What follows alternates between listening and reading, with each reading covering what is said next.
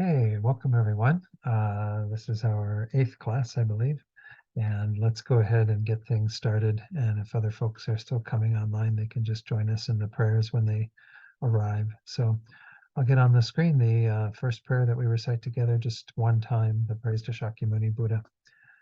To the founder, the endowed transcendent destroyer, the one gone beyond, the foe destroyer, the completely perfected, fully awakened being, perfect in knowledge and in good conduct, Sugata, knower of the world, supreme guide of human beings to be tamed, teacher of gods and human beings, to you, the completely and fully awakened one, the endowed transcendent destroyer, the glorious conqueror, the subduer from the Shakya clan, I prostrate, make offerings, and go for refuge.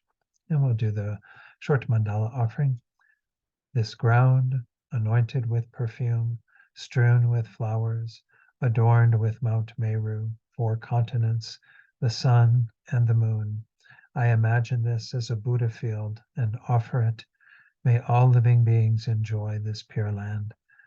Idam Guru Ratna Mandalakam Niryatayami.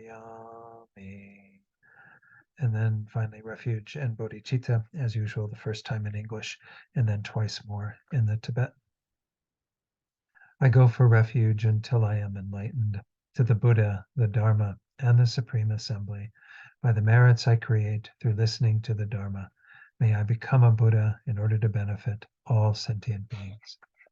Sangye Chodong Soki Choknam La Jamchu Bardu Dakni Kyapsu Chi Daki Chunyen Gipe Sonam Gi Dola Penchir Sangye Drupar Sho Sangye Chodong Soki Choknam La Jamchu Bardu Dakni Kyapsu Chi Daki Chunyen Gipe Sonam Gi Dola Penchir Sangye Drupar Sho. Okay, good. Let's go ahead and do a little meditation then, as usual. Just spend a couple of minutes focusing the mind using the breath. And again, just use whatever technique you prefer with the breath. Then I'll come in a few minutes and just lead a short reflection to set our motivation of bodhicitta. Oh, and I forgot to take out my Tibetan bowl. So we'll just do it without a chime as we did when I was at my mom's. So just begin the meditation now.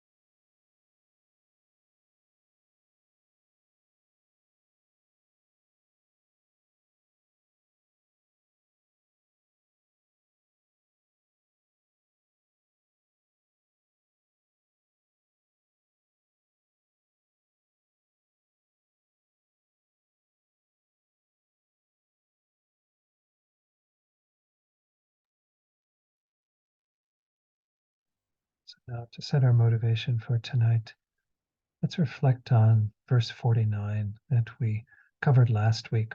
And I won't read the verse. Instead, I'm just going to point out again what that verse said in terms of our acknowledgement that the mind of self-cherishing is the main culprit. Remember, we first spoke about it being the enemy, kind of seeing it as the enemy. For so long, we tend to point outside of ourselves for the enemy, the people who oppose us, who are antagonistic to us. We think the enemy exists out there, but the enemy is our own mental states, particularly the mind of self-cherishing, the mind that focuses on our own welfare and neglects the welfare of others, as we've been seeing throughout this text. This is the mind that gives rise to so much negative karma. And from that negative karma, we then experience unbelievable suffering, difficulty, continue to be bound up in samsara. That is the real enemy.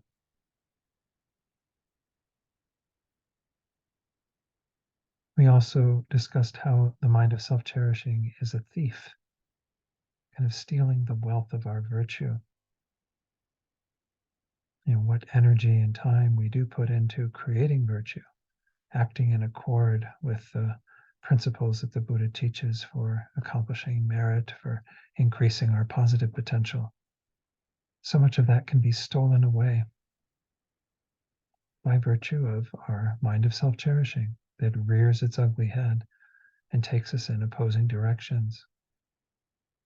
And by way of that, we then lose so much of our virtue. And what virtue we do create is fairly weak because we're continually drawn back into patterns of self-cherishing. So it's like a thief who's taking away what will be of greatest benefit to us and to others, our own store of virtue, our wealth.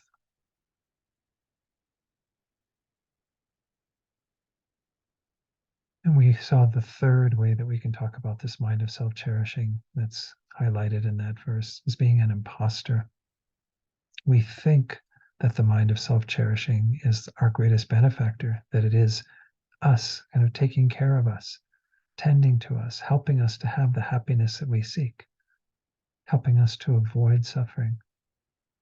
But it's an imposter. It isn't acting in your best interest. In fact, it's doing the exact opposite.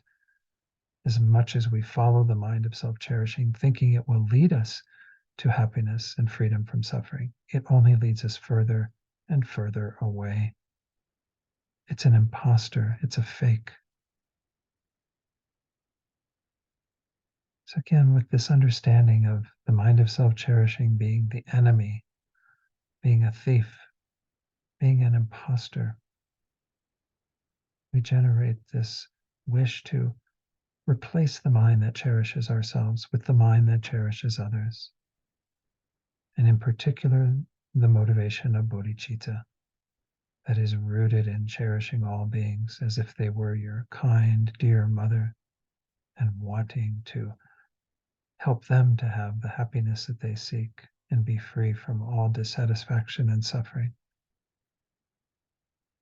And acknowledging that the way to accomplish that is to work on ourselves, to practice these teachings, to learn continually how to change our own minds, till eventually we can change our minds into the state of Buddhahood. And in that state, we then can help others perfectly. But self-cherishing is the obstacle we have to overcome, and we have to replace it with a mind that truly desires others to be happy and to be free from suffering.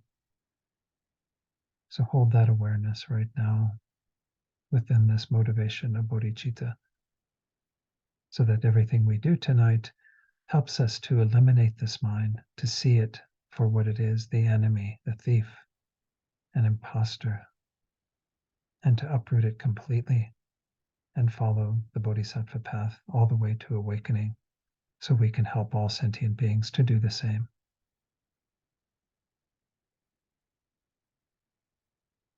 And when you're ready, you can open your eyes fully and we'll begin. Okay, so in the last class, we were working with this new section. We got a few verses into this. Let me put that on the screen. Actually, the chart that you all have, again, there were some changes to the beginning of the chart where we had a few things that were um, maybe not quite correct based on the translation that we are using. Again, it was based primarily in the beginning on Thupten Jinpa's translation, but then it kind of caught up. I don't know, which is kind of strange. I'm not sure, again, who put this chart together, but we went through that entire section. We finished this last week of 10 through 48, which are all the karmic cause and effect and their antidotes. And remember, we had the last three verses of that section that were kind of a summary. That was what we completed last week. Then we went to verse 49 that we just meditated on, right? Recognizing the enemy of self cherishing, seeing it as the imposter, as a thief, recognizing it as the true enemy that we need to abolish. When we went into this next section, again, the first five verses, 50 through 54, are kind of getting us in the ballpark and beckoning Yamantaka. Yamantaka, again, representing the kind of union of conventional bodhicitta and ultimate bodhicitta. In Tantra, it's the union of bliss and emptiness. But the idea is that we need these beings who have actualized all the way to Buddhahood as inspiration and as aids in our developing these minds that will help us to remove our self-cherishing and self-grasping. So we requested Yamantaka through the initial verses, and then we went on to begin this kind of, yeah, kind of again a bit violent things that are being used here. Let's actually go to the commentary and look at the verses that we had previously. Um, again, in verse 50, actually, it would be better. Let me not do it here because these are all kind of scattered all over the place. Let me do it through the slides because I've got that in the slides and can just very simply go back to that. All right, so let me set up a little slideshow here and I will have to kind of go back just a little bit. So, all right, so we had verse 50. Again, there was quite a bit to verse 50. Now spin the sharp weapons of actions overhead. Furiously spin them 3 times overhead. Remember, the 3 times was once for conventional bodhicitta, once for ultimate bodhicitta. Those are the antidotes to self-cherishing and self-grasping, respectively. And then the third time is the union of those two.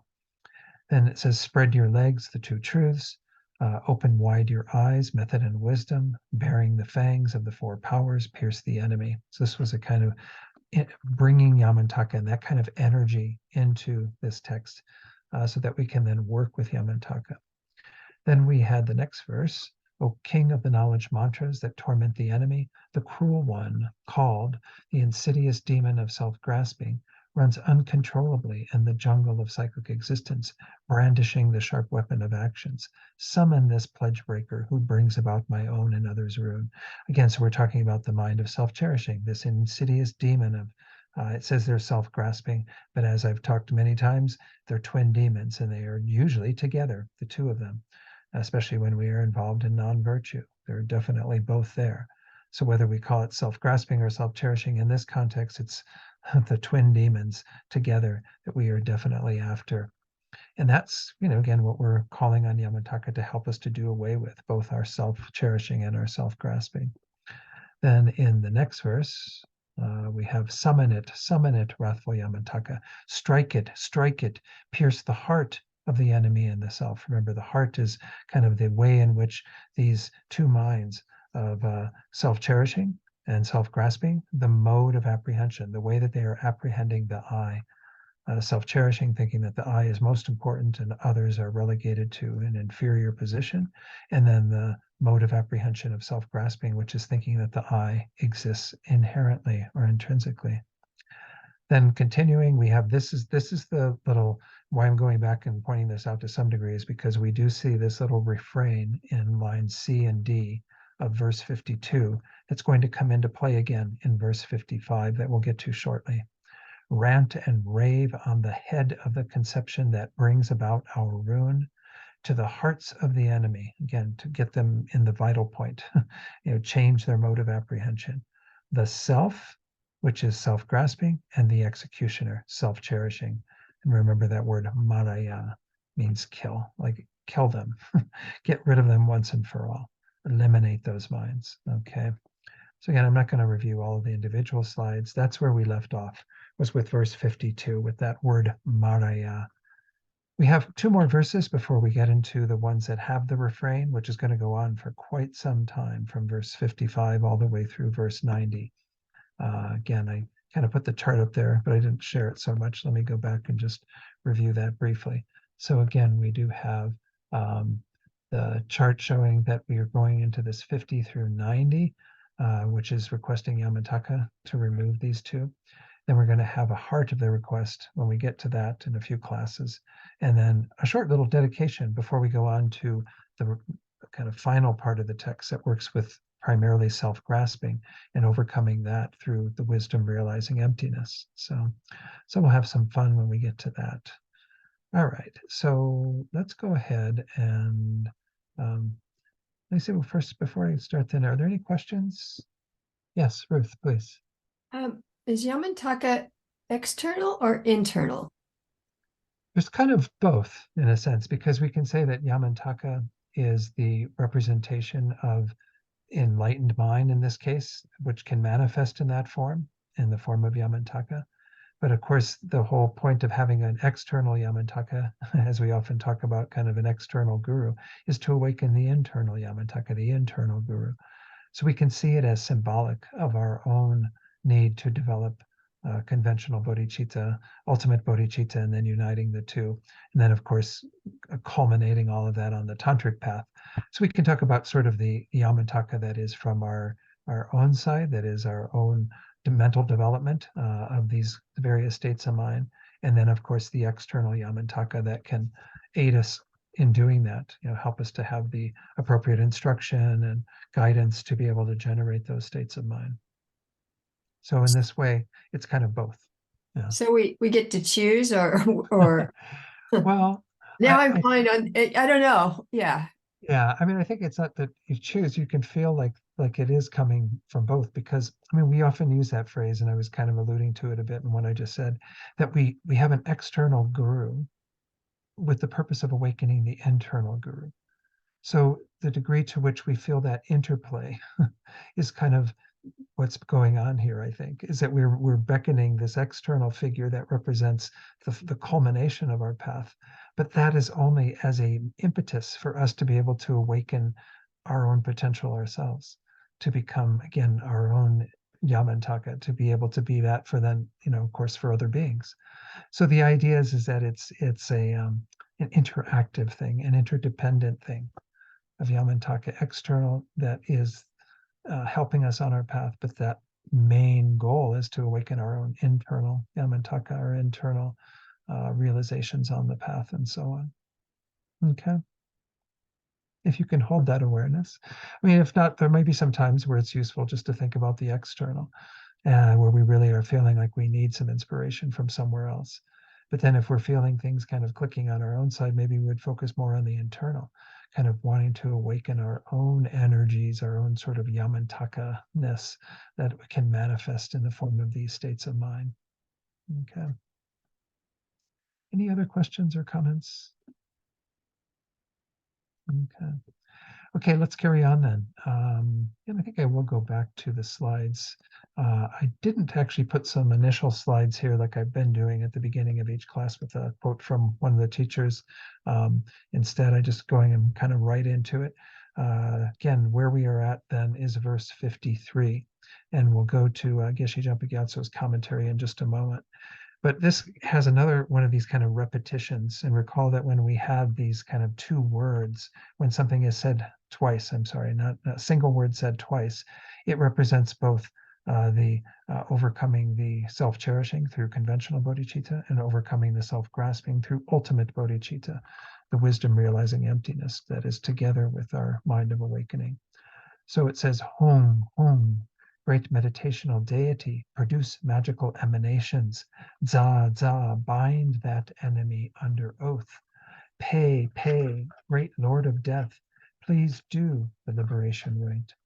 destroy, destroy. And in some texts, it's actually, instead of saying destroy, the translation of it, it says shik, shik. And so we'll go into each of those and kind of what they mean. Please cut the knot of self-grasping. So we have kind of, again, this beckoning of Yamantaka, the external Yamantaka, but as I said just a minute or two ago, even our own internal development of these states of mind that we want to bring forward to get rid of these two enemies, these twin demons. Let me go ahead and go through, let me go through Geshe Jumpa Gyatso's commentary. That's probably a better place to start rather than going through a few slides. I do have some slides here to share from Good Karma, I think, but let's go to what Geshe-la says. So this is on, I have to go down just a little bit here, page, what was that page? 21, so this is 22, that we're on sort of the top of page 22. So this is where Geshe-la does divide this into individual commentary on each line, which he did in some of these previous verses. So the first line, the way in which the conventional and the ultimate minds of enlightenment, bodhicitta, are symbolized by saying Hong twice is as above, as I just said. That's where we're kind of, bringing forward both of these states of mind, externally, internally. We say, great meditational deity Yamantaka, please subdue those very enemies by means of producing infinite kinds of magical emanations. So we're kind of wanting Yamantaka to do whatever it takes to help us to cultivate these states of mind ourselves, as an external force, as I was just explaining, that can be very useful in our practice and in our development of these states of mind. We want that to be manifest for us. Again, these magical emanations, this is the idea that, these beings who are enlightened do have that ability and do have that power. But magical emanations can, of course, include anything that would be any sort of activity that would be useful to subdue those enemies, that would help us to do that in our own minds. Then the next line, za, za, bind that enemy under oath. Za means summon. So again, this could have said summon, summon. By the way, Hong, the reason why Hong is used is because that's actually in the first line, that's the seed syllable of wisdom that is being kind of put forward here, the seed syllable of Yamantaka. Then we have za, again, meaning summon. Since the purpose of expressing that twice is as above, we say summon that enemy and then bind it tightly without letting it run wild. In other words, kind of subdue it, bring it into a place where it's not going to be running wild in our minds any longer. Again, and asking Yamantaka to do all of this is once more symbolic of us being able to do the work ourselves, because that's what has to happen in the end. Yamantaka, just from the side of Yamantaka, isn't going to be able to subdue or bind these enemies. Rather, we're going to need to do the work ourselves. Pay, great Lord of Death, please do the liberation rite. Pay is to say crush, crush. I think there's even other translations of this. I don't remember what they are right now, but we might see them when we go through the other slides. That too is said twice, once more, for the same reason as above. The great Lord of Death is the executioner of Yama. Remember, we talked about this when we introduced Yamantaka way towards the beginning of the text. The great Lord of Death is the one that is able to put death to an end. And that's, of course, what Yamantaka represents, is the full state of enlightenment where death will no longer occur, where we will be free of death. Whereas Yama is the Mara of self-cherishing in this case. Of course, this is where we're highlighting Yamantaka as kind of getting rid of the mind of self-cherishing. That is the enemy, as we just meditated on tonight. So again, when we talk about Yamantaka being the executioner of Yama in this sense, we're not talking about just being getting rid of death. In this context, we're talking about Yama representing this Mara or demon of self-cherishing. And we want Yamantaka to execute that, get rid of that for us once and for all. We say, Geshe-la says, you who, due to being its executioner, are the great Lord of Death who is known as the executioner of Yama. Please quickly do the liberation rite against this very enemy. So it's kind of interesting, this phrase, liberation rite. There actually are these various tantric rites that Geshe-la spoke about a little bit when he commented on that commentary. But I think when we talk about liberation, right, we can simply translate it just very simply as what it is. We want to be liberated from that state of mind. We want to be liberated from both demons eventually, but particularly in this part where we're highlighting the need to overcome self-cherishing, because that was the main culprit that we're targeting and have seen the effects of in all of those previous verses that we looked at, how self-cherishing causes us to go into all these various negative actions that result in various sufferings that we have to experience. So we're essentially, again, getting Yamantaka to execute that mind of self-cherishing. And so in that way, to perform a liberation rite, liberating us from that state of mind. Again, that's a way of kind of interpreting it that doesn't involve these particular tantric rituals. I think there's even like a book that's out there that's called The Taming of the Demons or something that's a little bit about some of these liberation rites. It's not quite like an exorcism or something. I don't know if, yeah, I think that would be maybe a mistake to go that far, but the idea is that we do have these demons, and we've been calling them demons throughout this course, the twin demons of self-grasping and self-cherishing. And these are what we're possessed by, in a sense.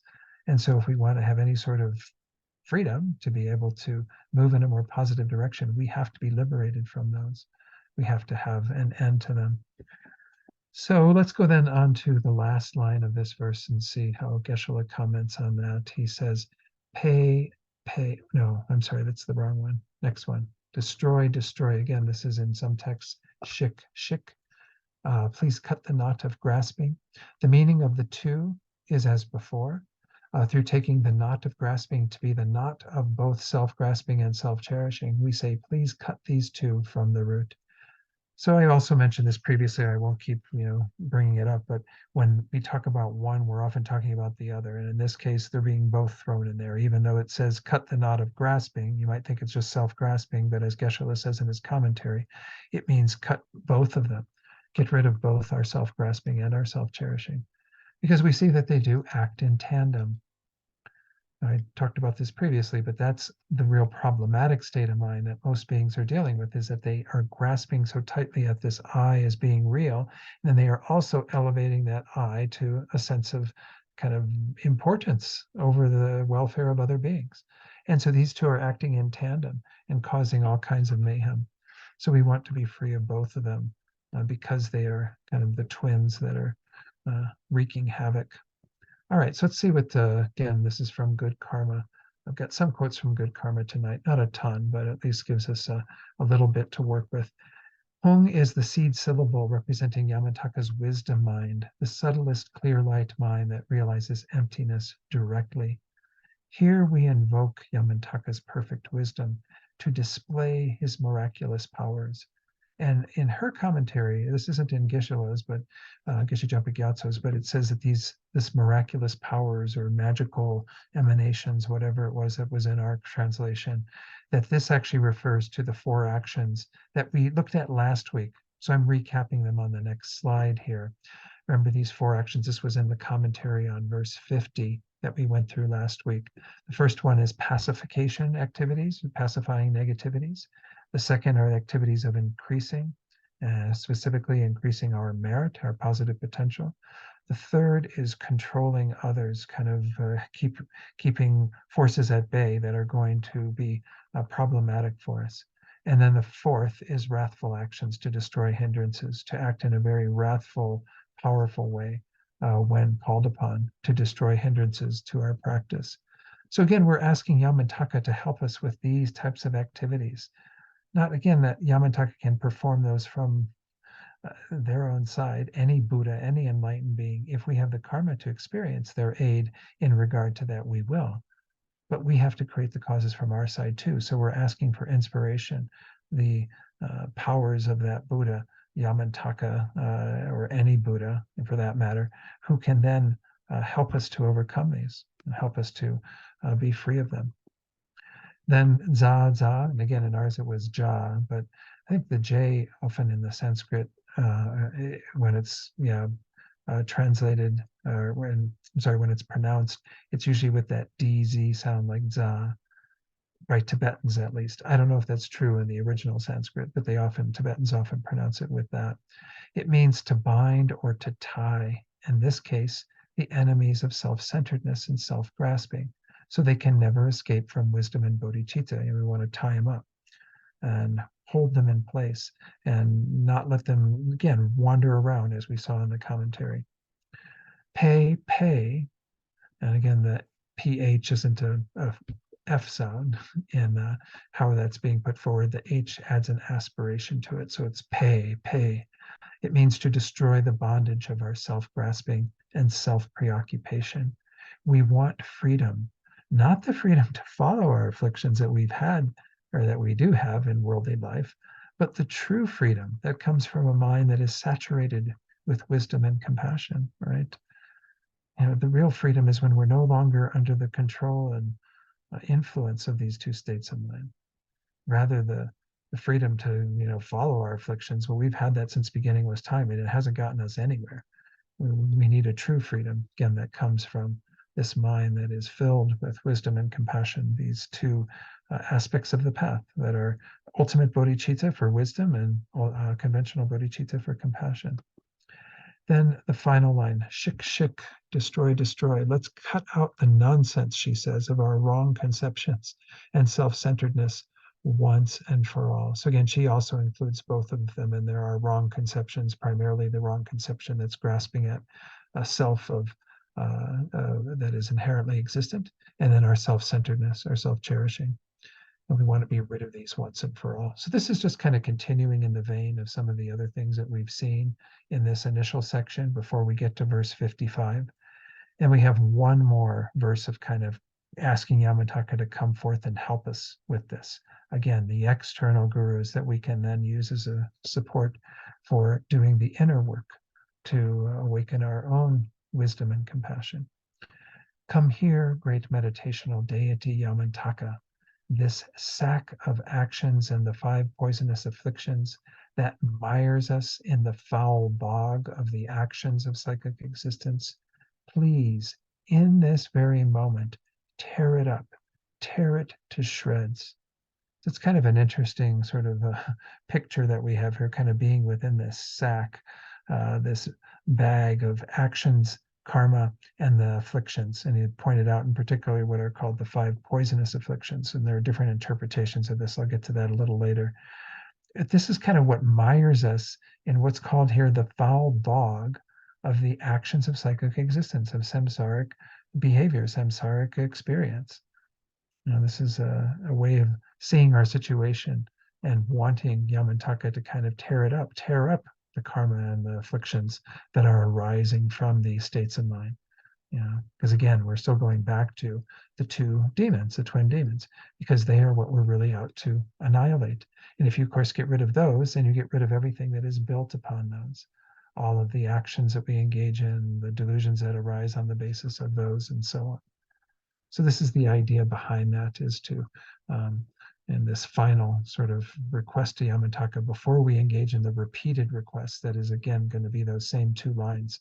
This is what we're asking Yamataka to do, to come forward and do that for us. So let's see what Geshe Jampa Gyatso says on verse 54. He says, through again requesting the great meditational deity Yamataka by saying, come here, we make an appeal to him. Why?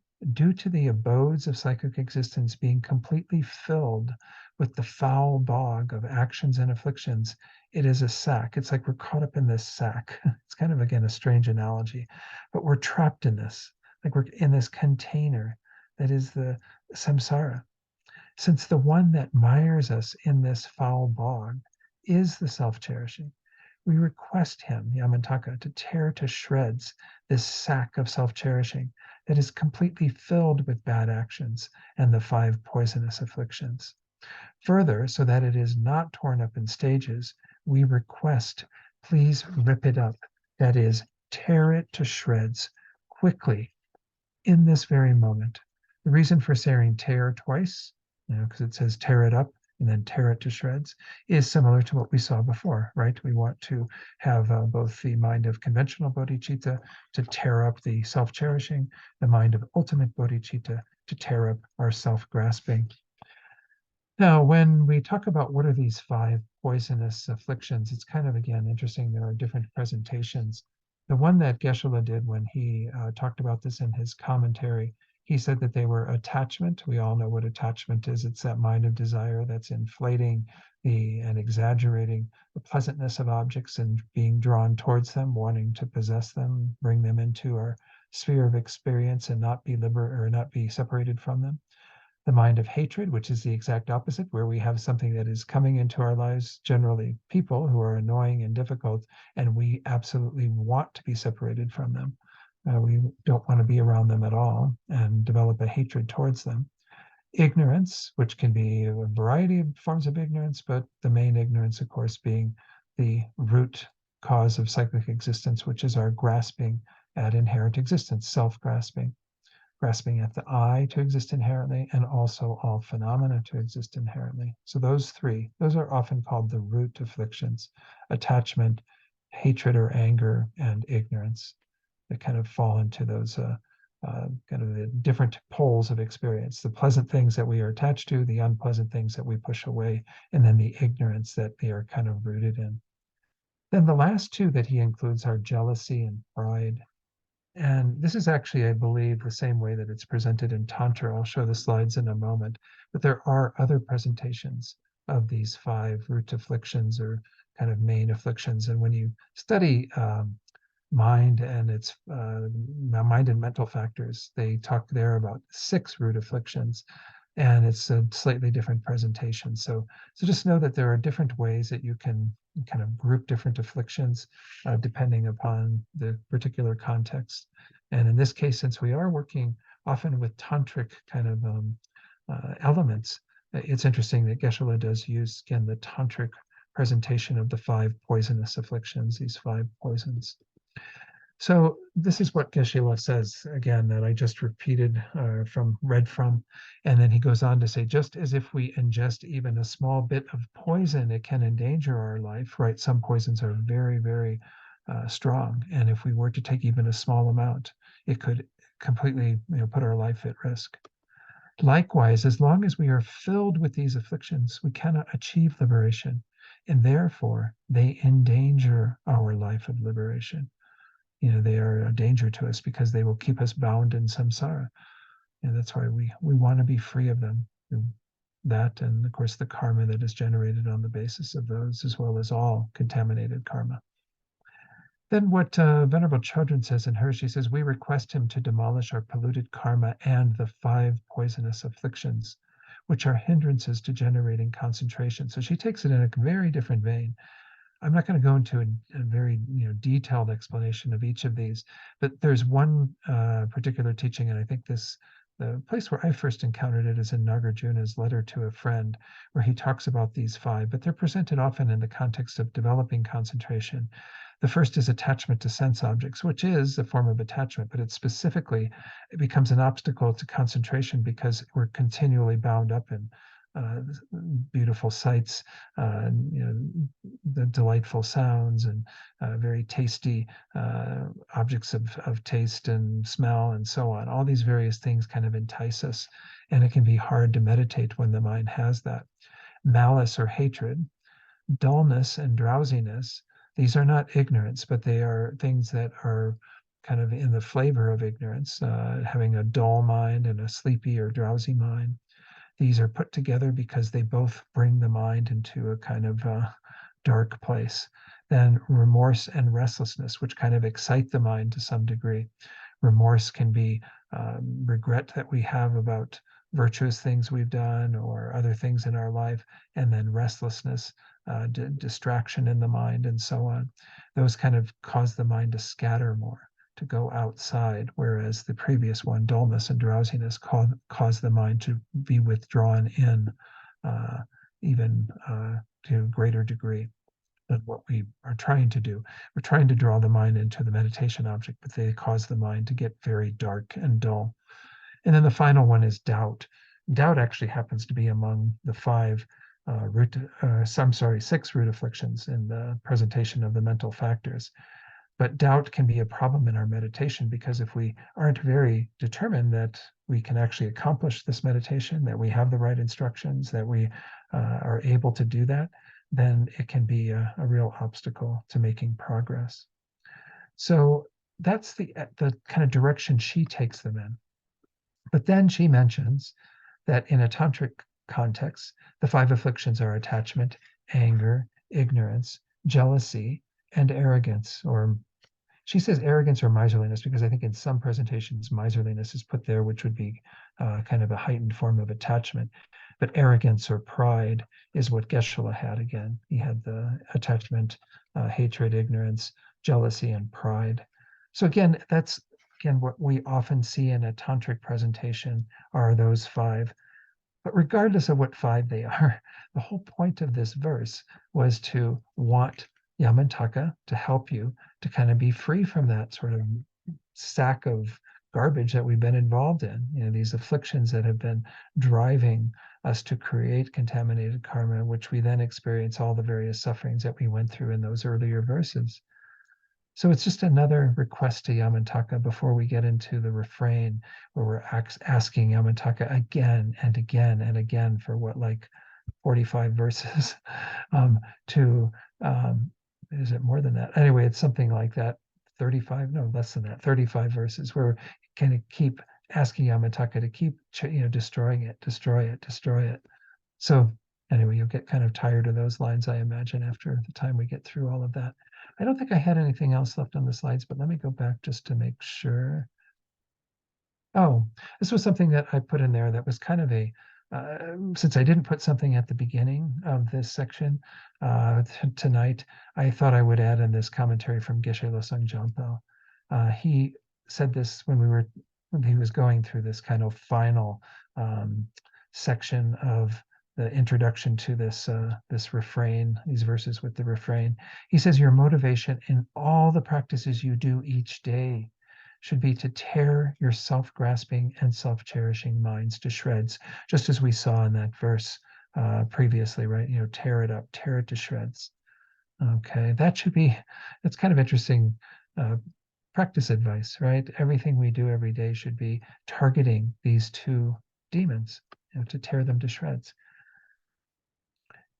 He says your motivation for all your practices should be for your sack of contaminated karma and afflictions to be destroyed so that you can be free of your contaminated aggregates.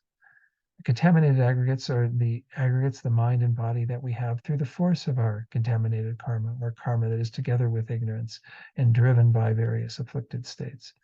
So this is again reiterating that when we're doing our practice, we should hold that kind of awareness. Again, within bodhicitta, it's not to say that you shouldn't also have bodhicitta motivation, but you should make it really quite specific.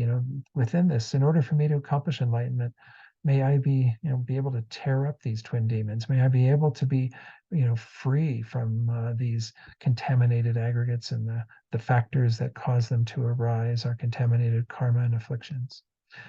And he says your contaminated aggregates are only contaminated because of the presence of contaminated karma and afflictions, which are also the cause for your continual uncontrolled rebirth within cyclic existence.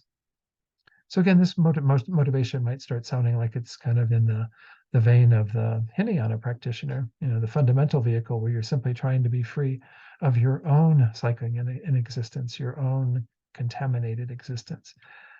But that's part of the bodhisattva path as well. I mean, in order for the bodhisattva to become fully enlightened, they do have to be free of samsara themselves.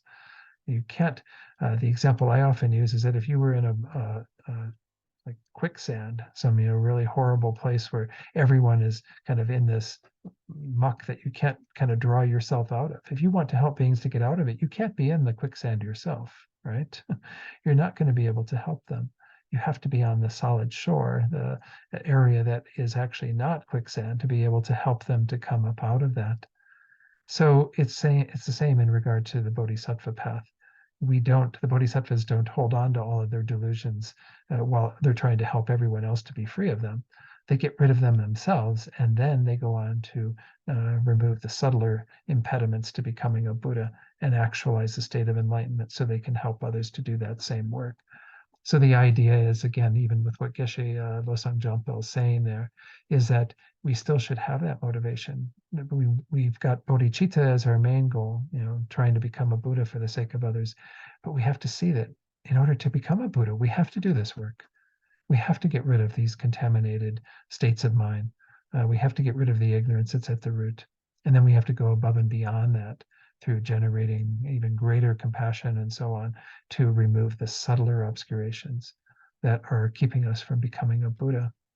Maybe we'll talk about those at some point in this course, but let's leave it at that for tonight. And maybe we'll deal with it in the questions as well a little bit later. So I think that was the end of this section. Again, what we have now in the remaining verses of this section from 55 through 90, which again is something like 35 verses, is the first two lines is generally going to be saying the distorted ways of thinking and behaving due to being under the influence of the twin demons, primarily our self-cherishing. So we'll see this as we go through. We're going to kind of get to, and sometimes they're quite distinct. Line A might be one way that we're distorted in our thinking, and line B is another way. And they're not necessarily kind of coming together. They do in some places as like a full thing to target in both A and B. Sometimes there are two in each verse that we are thinking about. And then CD is that refrain that I just pointed out earlier that was from verse 52. A refrain invoking Yamantaka to destroy them. In other words, once more for Yamantaka, who represents the fully developed antidotal minds of conventional bodhicitta and ultimate bodhicitta, to help us to cultivate those ourselves, to completely overcome the twin demons of self-cherishing and self-grasping. Venerable Chodron says in her commentary, and I thought it was nice to share these, she says that she finds these verses especially powerful because they show that although we want happiness, under the influence of afflictions and self-preoccupation, self-cherishing, we create the causes for the opposite. That, we follow these distorted states of mind. This was a bit of that idea of, again, the self-cherishing mind being an imposter. It kind of is guiding us and thinking that we're going to get some good effects out of what we were doing, but it only leads to more suffering. It actually doesn't create happiness at all, clearly illustrating beyond a doubt how these two, again, the mind of self-grasping and self-cherishing, they sabotage our welfare. These verses then activate us to change, right? To actually do the work. That's kind of the way in which Yamantaka is working in a very kind of under the surface kind of thing. We want Yamantaka to help us to activate the desire to change these states of mind. Because again, we're the only ones that can change it. As much as we might, let me get it off the screen here. Just as much as we might, make these requests and summon Yamantaka forward and have this heartfelt plea to summon Yamantaka to destroy all of these. If you don't do the work yourself, Yamantaka can't destroy them for you. It's just not going to happen, right? We need to actually get on our cushion, do the work of meditating on these states of mind, developing conventional bodhicitta, uniting it eventually with the wisdom realizing emptiness so it becomes ultimate bodhicitta, and remove all of our own garbage, all of our own contaminations. So the Buddhas can't do this for us, but the Buddhas can inspire us and help us and guide us and be there as an amazing source of support. It's really up to us, and in the end, to do the work. So then she went on to say, just knowing these verses intellectually isn't sufficient. This is maybe the little kind of guidance for tonight that I would have put at the beginning, but I thought it was nice to throw it in here where she brings it in. Actually, she brings this in later. I'm sorry, this is a little bit later in this section, but I pulled it forward because as we get into this section of 55 through 90, I think it's good to have this preliminary advice. Again, just knowing them intellectually is not enough. We need to apply them to our daily lives. And that, again, will be what I'm going to encourage you to do over the next week and every week until we get through all of this section, is to try to find those in that section that we go through each week that you can work with, that resonate with you. In this way, our actions become genuine dharma because it involves transforming our minds from an unwholesome state to a wholesome state. Right? That's the only way we're going to make change, is by actually adopting these teachings and seeing that these problematic behaviors and states of mind and thoughts need to be overcome, and we need to practice the opposites of them. Okay. By so clearly pointing out our faults, These teachings encourage us to exercise introspective awareness, to notice these disturbing emotions and actions. Then, instead of justifying or rationalizing them, which is what we tend to do, right, we can apply their antidotes and be free of them. That's the whole gist of what the Buddha taught, was antidoting our mind initially in a very temporal way, and then finally in a more ultimate way through the wisdom realizing emptiness. So this is the first of these verses, verse 55 in this section from 55 through 90 that are a subset of this entire section, where we have this refrain. And I'm not going to recite the refrain every time then, I'll do it this first time. This verse says, although we have spent our time suffering in the three bad migrations, those are the migrations into the hell realms, the hungry ghost realm, and the animal realm, we run toward its causes without being alarmed. So that this is one verse where there's just one main point in A and B. This is the idea that although we, have been in these realms countless times, we don't do anything to stop ending up in them again. So here we're going to make that refrain rant and rave on the head of the conception that brings about our ruin to the hearts of the enemy, the self, and the executioner, Maraya. It's kind of interesting, this rant and rave. It's translated in different texts in different ways. And the one that's in the Good Karma book is Thupten Jinpa's translation. And there they use dance and trample. It's actually the same word, I think, in the Tibetan, but they kind of give it a different meaning the second time. So it kind of rant and rave, dance and trample. There's other translations out there, but essentially we kind of want Yamataka to go crazy on this conception that is bringing about our ruin, which is primarily self-cherishing, but again, can include self-grasping, as it says in that final line, which again, I don't need to go over because I already talked about that a little bit earlier tonight. So again, that refrain is going to be there, and I'll just generally recite the first two lines and talk about them. Geshe-la in his commentary does go into the ranting and raving kind of thing here and there, but it's not the main gist of his commentary. All right, so now we go to his commentary. We're on page 22 for the verse, top of page 23. Oops, I went up too far.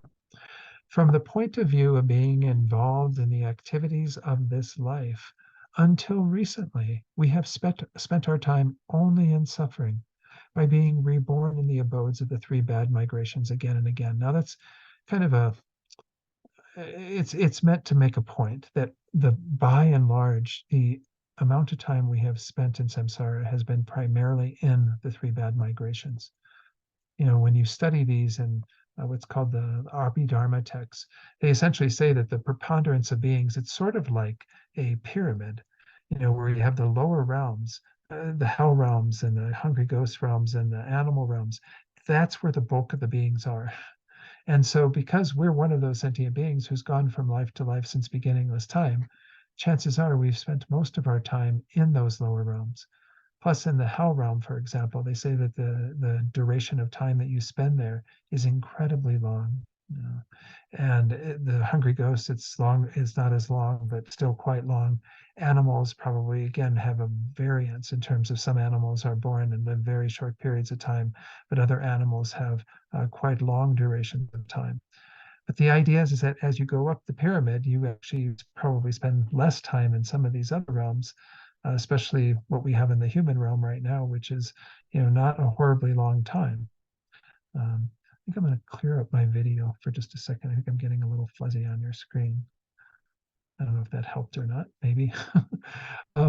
So this is the idea behind this, is that when he says it's been only in the bad migrations, it's not to say that we've never had a human rebirth before, or that we've never been born as a god or a demigod, the other realms of existence that are favorable, but rather that the large preponderance of time has been spent in these unfortunate states, because that's the kind of momentum that we've created in samsara, is to continually be driven down into those states of existence through the force of our non-virtue.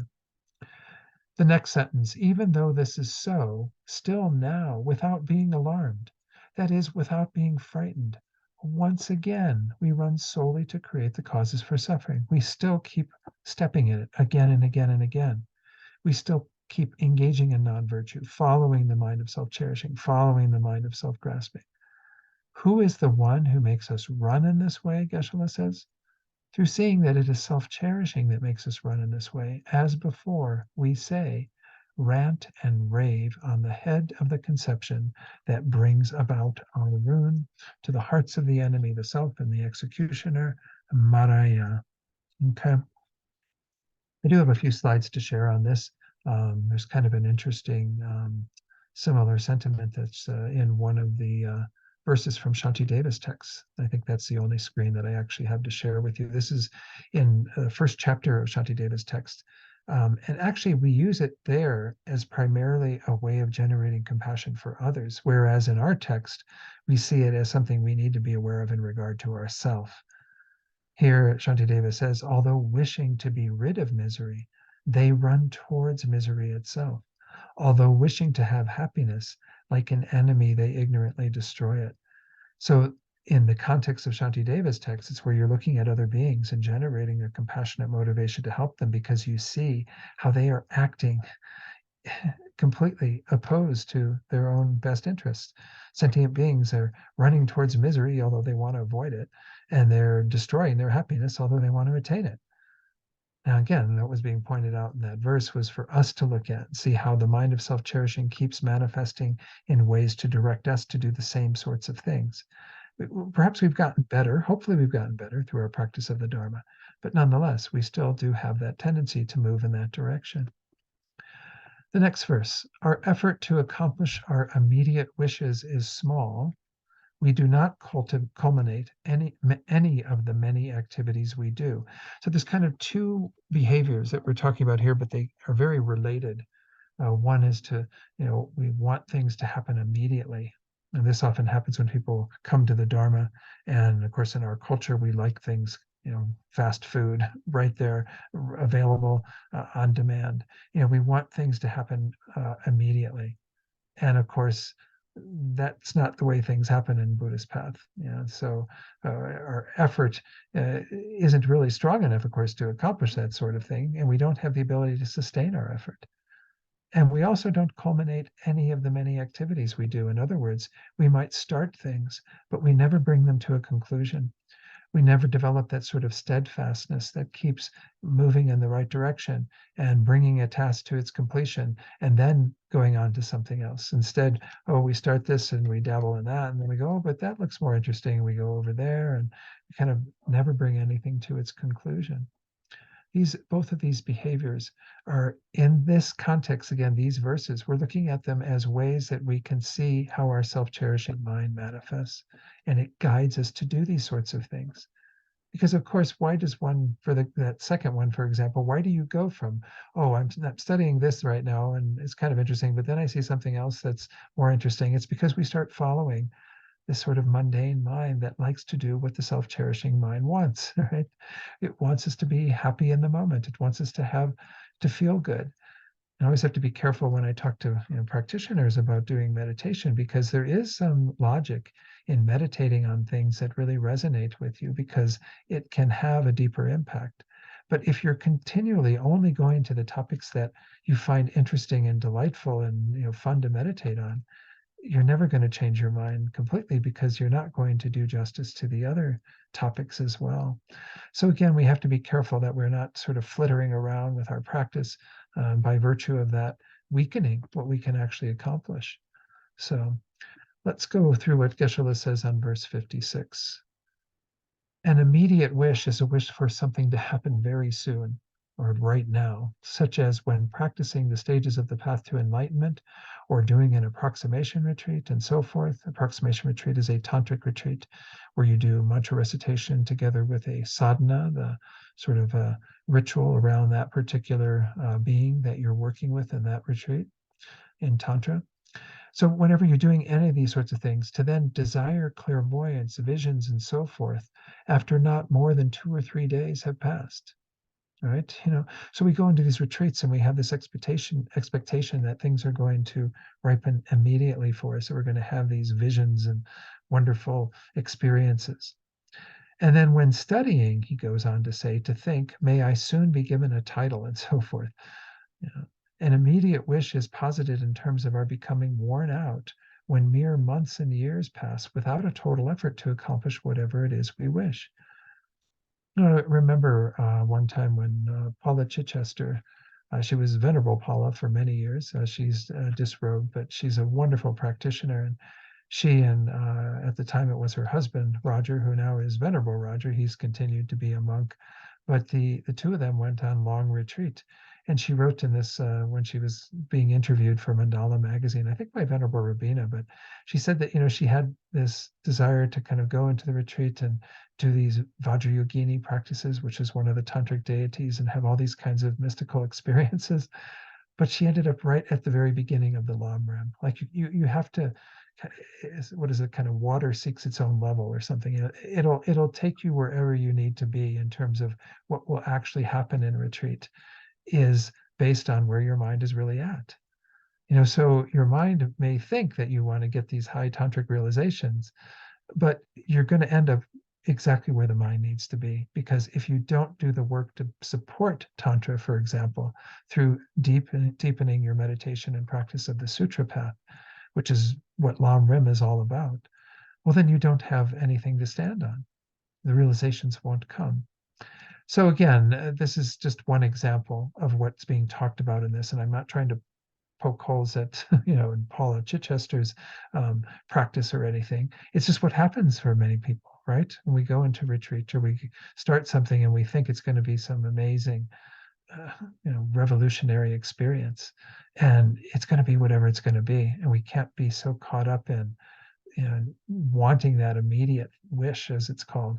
Instead, keep doing the work day in and day out. Just keep doing the work.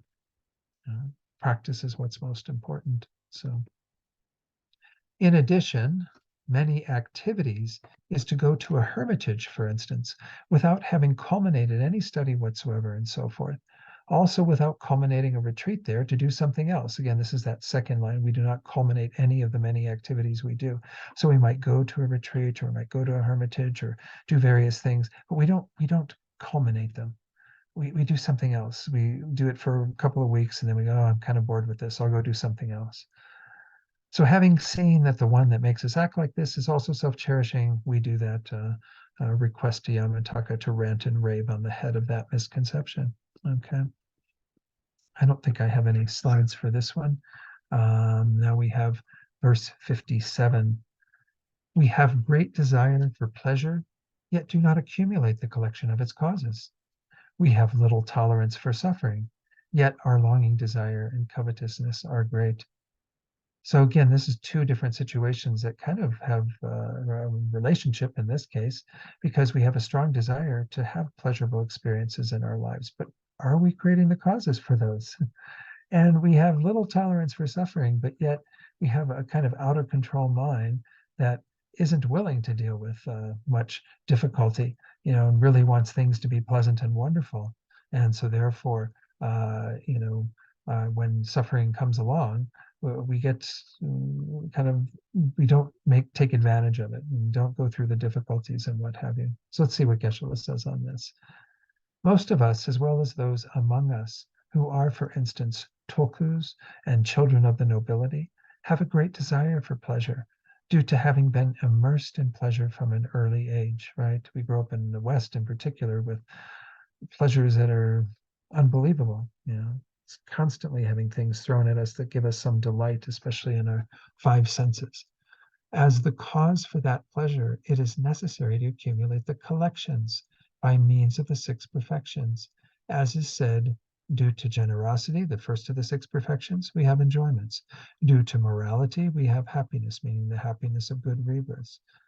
Due to patience, you have a good appearance, and so forth. I mean, all these various things are set out as part of the six perfections, that you have karmic results from them. Yet, Geshe-la says, we do not accumulate them. So the idea behind that first line is that, we have a strong attachment to getting the results of pleasure, but do we do the requisite work in engaging in virtue that will lead to that pleasure? Doesn't make any sense. It's kind of like, again, if we really do relish having favorable conditions, which there is some benefit to. I mean, I'm not completely discounting favorable conditions in samsara, because there is some benefit at times to having things be relatively good for us, right? If we were born into a life where all we knew was a lack of any sort of pleasurable things, would be a pretty miserable existence, and we might not even make any real spiritual effort. So there is maybe some benefit to those things.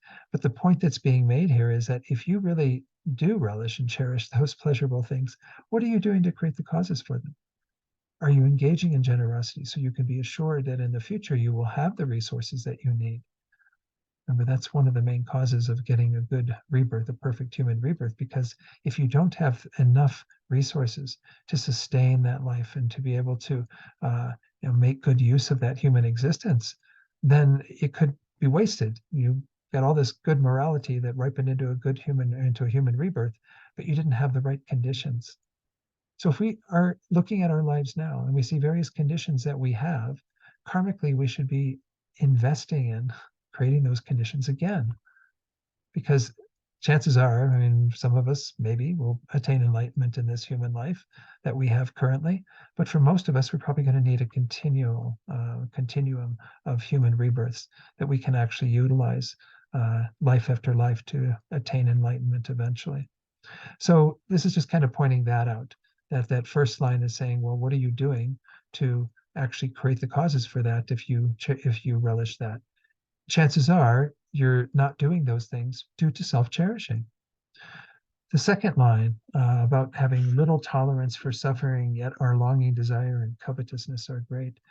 Little tolerance for suffering means that whatever studies and so forth we do, whenever a slight difficulty arises, completely lacking in any tolerance for suffering, we put it off until later. And the great longing desire is that even though we who are presently known for the desire that craves the desirable and so forth, strive out of strong longing for the happiness, wealth, and so forth of this life in the desire realm, we do not accomplish them. Great covetousness is the other thing that we have in a large quantity, is said to be, for example, the covetousness in those geshes, lamas, and abbots, for instance, who, whatever studies and so forth they do, are unable to listen and reflect due to lacking tolerance for suffering. That thinks from their innermost heart, if only such listening and reflection would come to be. In the case of lay people, because that was more of the ordained that he was speaking of, it is said to be the covetousness in those who are unable to accomplish whatever they do, that thinks if only it would come to be regarding very high status, such as that of a government minister. So the idea behind these is that, whether you're a lay practitioner or an ordained practitioner, you have this kind of desire to have certain things and to be able to attain certain things, but you're not willing to endure the suffering to get there. So whatever it is that we are striving to acquire, whether it be again within an ordained person's life, where they're trying to find various conditions and things to help them, or the lay person who wants the status and the various things that exist in a more mundane vein, all of these things again are contingent upon doing some hard work. Again, he's not pointing out that we should necessarily want all of these things, such as high status and what have you, but nonetheless, even for a bodhisattva, having high status can be an asset, because if you do have high status, then you can have greater influence over others, right? Whereas if you're just born in a kind of lower rank of society with a great poverty, what have you, that impoverished life, you may not be able to influence others quite as much as if you're born with high status. So again, we're not talking about how Dharma-Rakshita is not telling us we should be investing in all these mundane kind of things, but rather understanding that some of those mundane results do serve a purpose within the context of bodhicitta. And in order to accomplish them, we can't have little tolerance for suffering. Now, remember, I shared that one little line. I think that was in maybe not last class, but maybe the one before, where Rinpoche said, the pleasure that leads only to suffering, this we must abandon. I'm paraphrasing perhaps a little. The suffering that leads to, true happiness, this we must adopt. We have to be willing to engage and endure some level of discomfort, hardship, suffering in order to accomplish the things that we desire, especially when we see that they are useful in helping us to accomplish the path, not so that we can just have greater pleasures in samsara. That's not what it's all about, right? So again, I don't need to maybe share the last part of that, where Geshe-la simply talks about how it's going to be a common part at the end of this, where we simply are asking Yamantaka again to go to the hearts of these two enemies, these twin demons, and kill them, be rid of them. Verse 58, our new friendships are great, yet our concern for propriety is short-lasting. By propriety, we're essentially meaning kind of the conformity to conventional ways of behaving, and kind of another translation for it in some ways might be loyalty. Being kind of, when we make friends with others, we need to have some regard for how those friendships should be handled. And kind of what is the conventional norm for having a good friendship, some level of loyalty, dedication, and so on. So we lose that, even though we want these friendships, we don't necessarily invest in creating the loyalty to the people that we befriend. Then secondly, our obsessive hunger is strong, yet we steal, rob, and zealously go in search of more. So this is kind of a very different idea. As I said, in some of these, we have two kind of very different pieces of advice or things that we are, behaviors that we're engaging in that are due to self-cherishing, that we should want to abandon, to have this obsessive hunger for material things. And we end up stealing, robbing, go in search of more, continuously have this mind that seeks to acquire. So Geshe-la says in his commentary, let me push it up just a little bit here, to not even initially take the time to merely investigate and analyze someone, such as a lama, a friend, and so forth, anyone that we have a relationship with, and then to request them for the dharma, such as the lamas, to form a friendship with those people and so forth, is to consider new friendships to be great. People do like surrounding themselves with a cadre of friends and teachers and what have you. And so we might get many people to kind of come into our lives. We entice them in, kind of like a spider, getting them into our web. But we don't have much concern for them. Our concern for propriety is short-lasting. That means that after a short while, Geshe-la says, we begin to disparage them, do not even look at them, and so forth. We cease paying attention to them. We don't answer their texts or their emails, or we just kind of get tired of them, bored with them. So that's one misbehavior that's being highlighted here. And that's, of course, once more due to our minds that don't really treat others with the respect that they deserve once they have entered into our circle, whether they are a teacher or a friend or what have you. Obsessive hunger, in the second line, is a strong obsession that is a very strong desire for clothing, wealth, and the like. It's that mind, that kind of junky mind that is wanting to acquire things. We just keep wanting more and more and more. The cause of this is stealing and robbing others' wealth without making offerings to the three jewels, without being generous and so forth, and zealously going to India and China in search of wealth. I'm not sure what all that's about, but essentially, if we are engaging in behaviors that are not really creating the causes for that, then once more, we are experiencing these various results of, just being driven constantly by our own desire, but never really kind of looking at what is entailed in all of that, and the ways in which we are acquiring all of that, generally through non-virtue. Again, having things in your life isn't a problem per se, because we just talked earlier, a few verses or so ago, about generosity bringing forth resources. We do want to have resources. We do want to be able to have what will lead to some level of comfort in this life. But if we become kind of obsessive with that and continually are wanting to acquire things, and then eventually we start going away from the more meritorious and virtuous ways of achieving that, and we start looking at the non-virtuous ways of getting that. We're going to see this coming up shortly in terms of it's actually in the next verse, when we start talking about the wrong ways of achieving our livelihood. We have to be careful that we don't start creating non-virtue in our process of following the mind of desire, particularly the desire that seeks to have the things that sustain this life or improve the quality of this life on the basis of having a nicer abode, more delightful, wonderful things, clothing, what have you, in our lives. Again, some of it is needs to be kept in check, obviously. We should ideally work with the simplest way of attaining these things as possible, not go crazy and fill our house with all sorts of stuff that is just going to be something for the people who inherit our estate to deal with, all this garbage that we've collected. But nonetheless, when we do need things, acquire them in a virtuous way, as opposed to, again, stealing and what have you. Also, is pointed out in that commentary that also we have kind of created some patterns that are not in line with how to actually acquire things through making offerings to the three jewels and so on. These also are acts of generosity. So we have to be attentive to the way karma works and not kind of follow these minds of desire and end up creating non-virtuous actions on the basis of that. So this one, again, is kind of directing us in terms of this verse had first the relationships we have, that we can become sort of a relationship junkie, trying to get all those people in our lives, but then we don't really pay attention to what's necessary to sustain those relationships. Or we become a possession junkie and we start collecting all these things, and invariably we start creating a lot of non-virtue as we do that.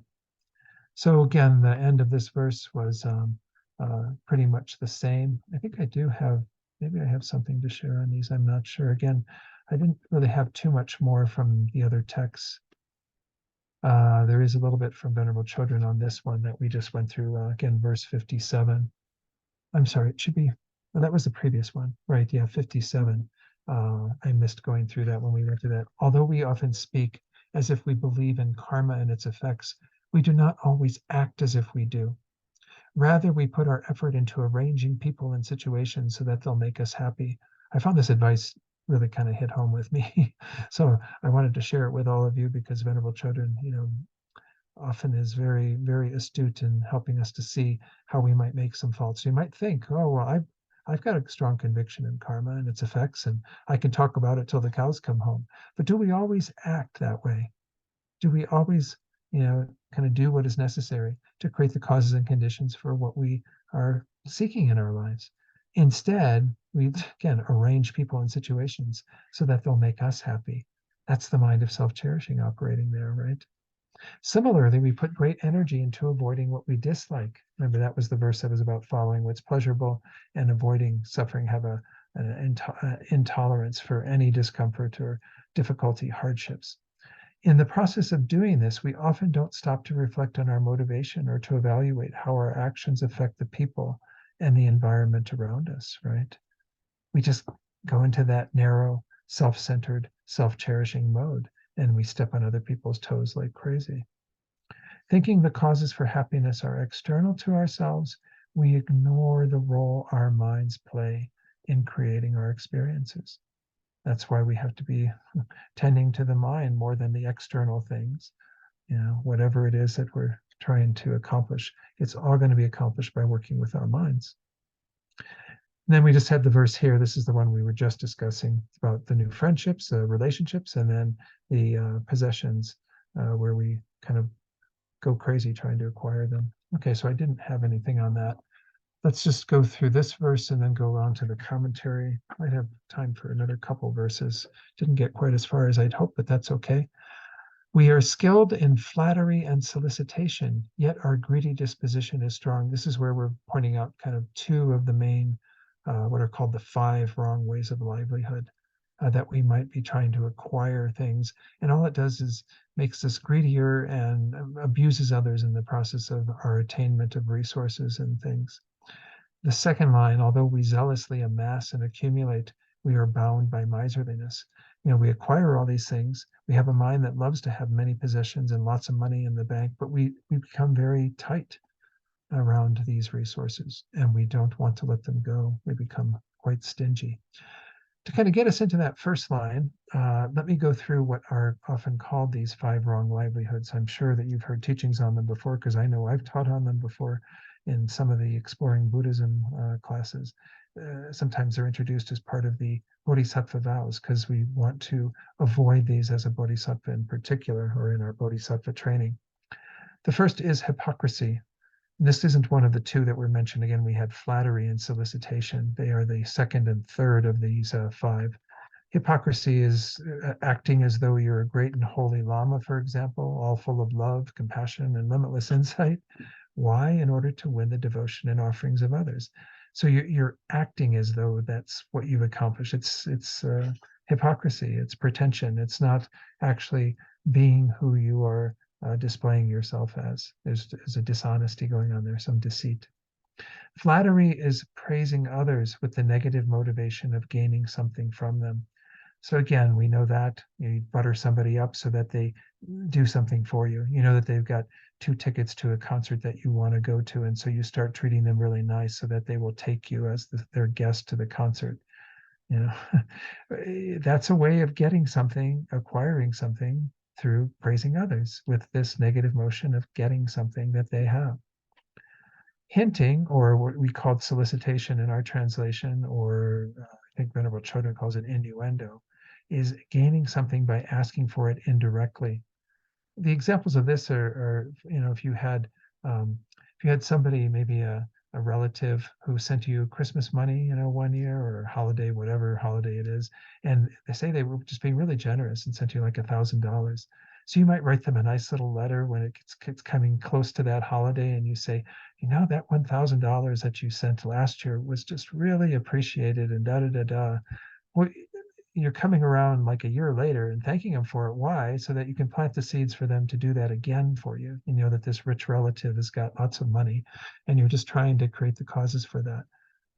So it's kind of interesting. They say that hinting, of course, is where you're not coming out and directly asking for it.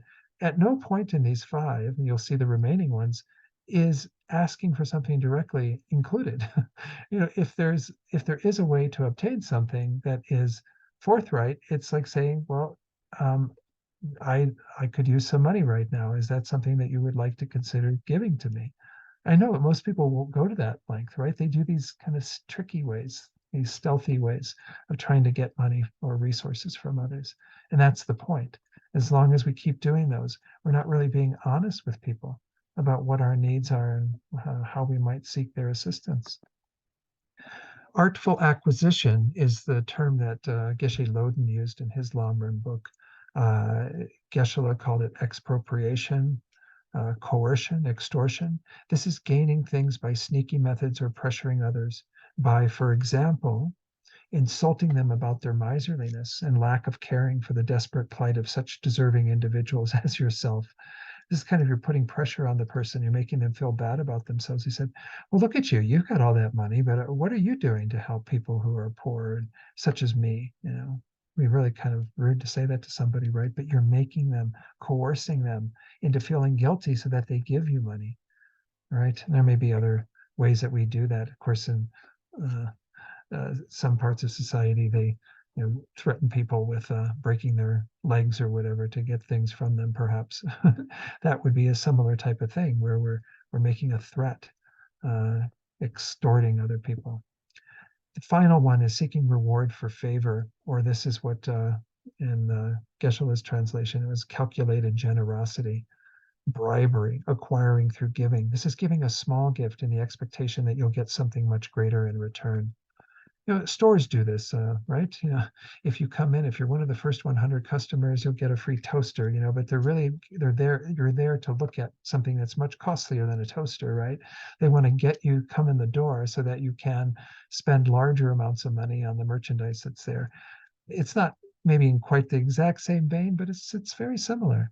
But again, we might be doing this to others, where we kind of invite them in through something very small, and then the expectation we have is that they're going to do something much greater for us. All right. So let's go to Geshe-la's commentary where he goes through these 2 lines. This is on page 24 at the bottom. As explained in the Vinaya, there are 5 wrong means of livelihood. Flattery is to fabricate beauty. Solicitation, or again hinting, is even though one does not directly beg someone for his wealth and so forth. One explains how having done such and such a right for others was beneficial, how due to having explained this and that dharma, for instance, such and such an offering arose, and so on. In other words, one skillfully begs for something, hoping to be revered and so forth by others. Wrong means of livelihood are illustrated by these 2 in the line, flattery and solicitation, but we are also skilled in the others. such as expropriation or coercion, calculated generosity, and so forth. And again, the other one that isn't in the Geshe-la's actual commentary is in the footnote there, hypocrisy, the first one that we talked about. So we have to be careful that we don't do this. As the line of the verse was saying, we're kind of skilled in that, yet we still have this mind that keeps acquiring more. And that's what Geshe-la explains, this greedy disposition. It's said to be the arisal of a deep-seated hunger that from our innermost heart thinks, since I do not have more than just this tea, butter, and so on, may I receive more. It kind of keeps feeding that desire to have more in our lives.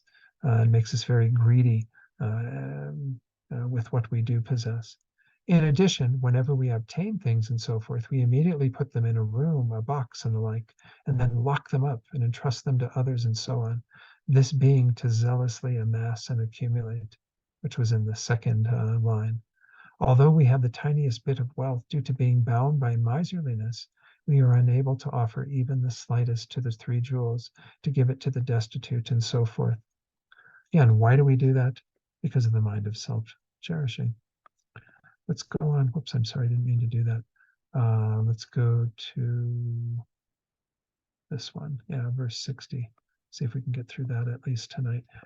We do little for everyone, yet we bemoan the hardships. We're actually not doing a whole heck of a lot, but we go, oh, it's so hard doing this, being this, whatever your job is, and taking care of people in this way and blah, blah, blah, blah. You kind of boast about the effort you have to take to do it, but you're actually not really doing so much. And the second one, we lack a sense of responsibility. We don't actually step up to the plate, but yet we kind of put it out there that we're such wonderful things. We have a megalomania, this kind of inflation of our view of ourselves. And when I first taught on this, I remembered an interesting line I saw in a documentary about Fleetwood Mac. You remember the group Fleetwood Mac? And Mick Fleetwood was talking about how he says, I'm a legend in my own mind. That's kind of megalomania, right? Where we think that we're something phenomenal. But in this case, you aren't even somebody who's really doing anything. You haven't really taken any real responsibility, but you think you're the bee's knees, the cat's meow, whatever. Geshe-la says, even though we have not done more than the slightest of deeds for our lamas, the sangha, and others, we bemoan the hardship, saying, oh, it was so hard, I did this and that, I worked so hard on that project. It was so hard when Rinpoche came to visit. A lot of people do work very hard when Rinpoche would come to visit centers. But some people might kind of put that out there, that they did all of this, but they weren't even that involved. They didn't really do much. They bemoan the hardships that they never really undertook. Due to our sense of responsibility being very small from the perspective of the Dharma, as well as with regards to the world, even though there's nothing at which to point a finger, we still think, I'm good, right? Even though we didn't really take much responsibility to engage in much activity, actions, and so on, whether it's in our Dharma practice or with regard to our worldly activities, we think, I'm good, I'm great, I'm a legend in my own mind, whatever. Since this is the meaning of our megalomaniac attitude being great, there is a purpose to saying our megalomania is great. Okay, so anyway, maybe that's enough for tonight. We'll carry on. Again, these verses, once we're kind of into these now, I think we'll be able to get a lot more every class. Because as I said, whoops, I got really fuzzy there. Let me restart the camera. Not sure why that happens. It's a fault of this system, I guess. It's my karma. I know that. I've learned that. So again, each of these verses in those two lines is really pointing out sometimes things that are related. Sometimes it's just one thing. Sometimes it's two things that maybe the relationship isn't quite as clear. But there are always sorts of behaviors and actions. There are a couple of places where it becomes more like the first section where it's pointing out particular experiences that we're having that are due to our own defects. But generally, this is pointing out the defects. This entire section is pointing out the behaviors, the thought patterns, the ways of acting that are rooted in self-cherishing, especially, that become problematic for us, that end up causing us suffering and end up kind of flying in the face of what it is that we're trying to achieve. Even though we want various things, we're not creating the causes, for example, all the pleasurable things that we do like having in our lives. to what extent are we really investing in virtue?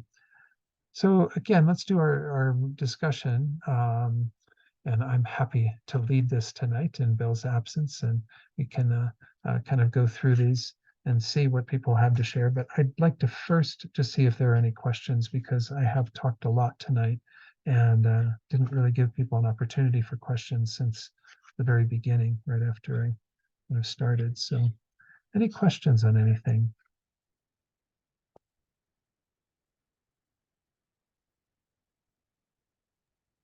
Ruth?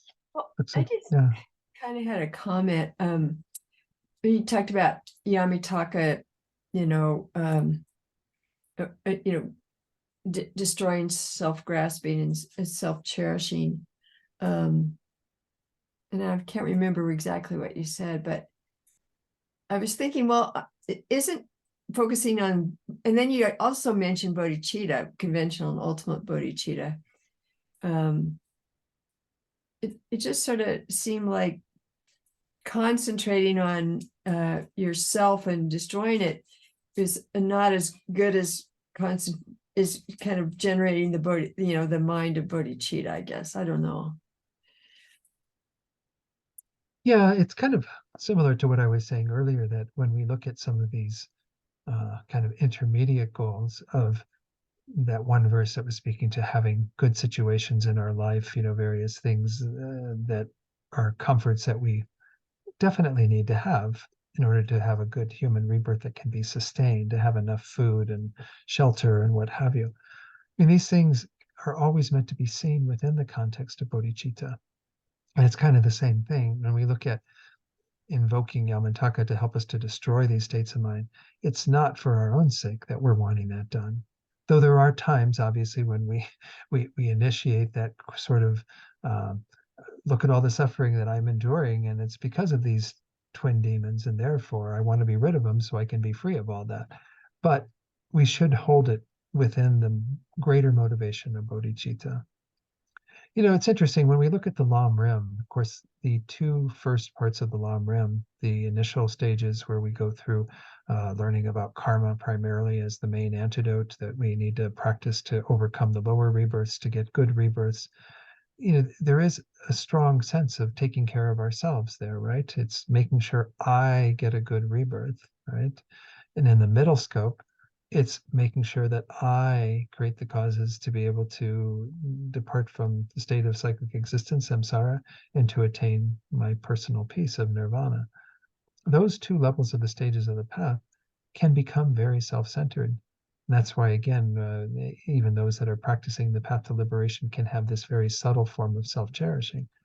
But if we practice both of those within the context of bodhicitta, which is the third level of motivation, then we acknowledge that we still do need to invest in practicing the principles of karma, being very attentive to our actions, so that we do have the appropriate results that we need in order to continue to advance our minds and develop ourselves into the state of Buddhahood. It's all within the greater goal of accomplishing enlightenment. It's an intermediate goal of getting a good rebirth. But as I pointed out just a few minutes ago, most of us are going to need a continuity of human rebirths with ideal conditions in order to become fully enlightened. Because while the tantric path does put forward the idea that you can attain enlightenment in a single lifetime, and even as short as like 3 years of a single lifetime, very few of us, I think, have the actual causes and conditions for that to be effective. And we're going to need a continuity of good rebirths. So my point is that you're making a good point, Ruth, in that we have to be very careful not to fall into a trap of thinking that we're doing all of this within the context of self-centeredness or taking care of ourselves, but rather from the point of view of we want our self-cherishing, our self-grasping, all of our negative states of mind, everything that is that we've been talking about, all these hindrances and obstacles and what have you. We want to be free of them, not for ourselves, but because we want to be able to benefit others. And then we see why we have to do that. As I pointed out earlier tonight, bodhisattvas have to get rid of their afflictions.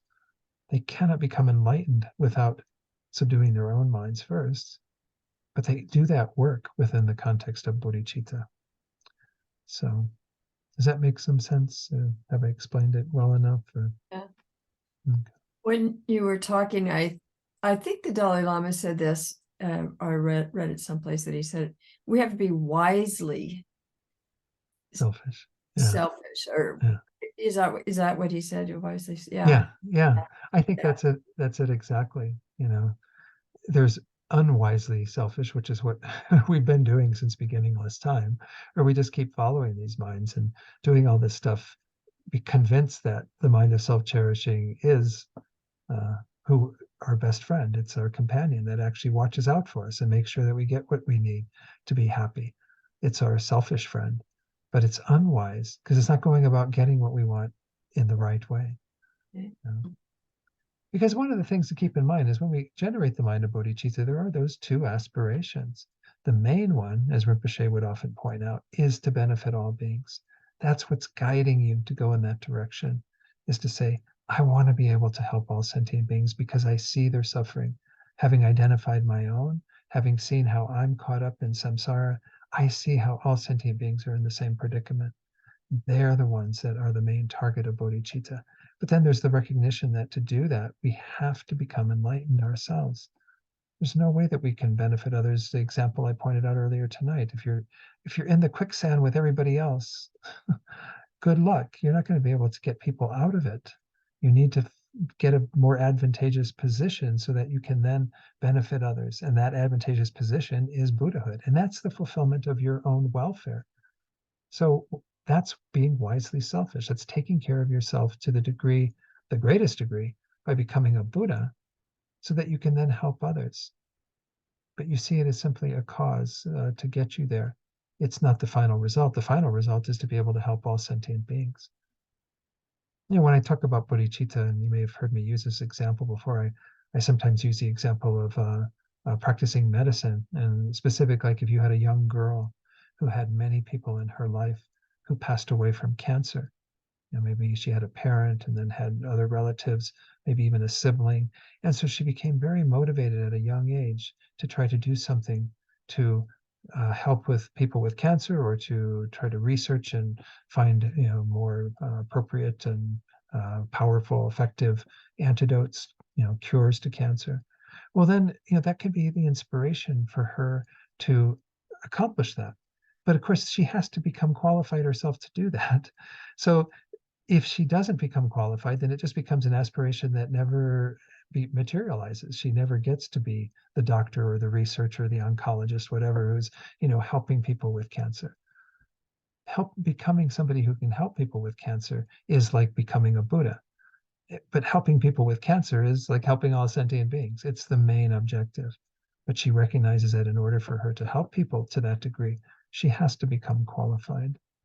So it's a similar type of thing in thinking, that if we really do have this aspiration to be a benefit to others, well, then we come along for the ride and we develop our own qualities and our own states of mind and become free from all of our own garbage. Why? So that we can help others, not out of some selfish concern, but a wise selfishness that actually sees that that's a way to truly attain it. If we follow the mind of selfishness and self-cherishing, we're just going to keep ending up back where we started, in this miserable state. So, okay. Any other questions? Okay. So as I recall, we did have verse 54 on the last quiz that we didn't get to, and 54 was one of them towards the beginning of what I said tonight. It's the verses, "Come here, great meditational deity, Yamantaka, this sack of actions and the 5 poisonous afflictions that mires us in the foul bog of the actions of cyclic existence. Please, in this very moment, tear it up, tear it to shreds." Again, the idea, and when I'm putting this in the quiz for you to kind of your homework is to sort of discuss it, and maybe in our discussion tonight you can certainly elaborate on some of these points that are raised here, this analogy, but it's also to see what questions people might have, or where there's maybe some gaps in the understanding, things that maybe I didn't cover in the process of going through this that would be important for you to know. But any discussion of that verse, or anything that came up for you when we went through that verse?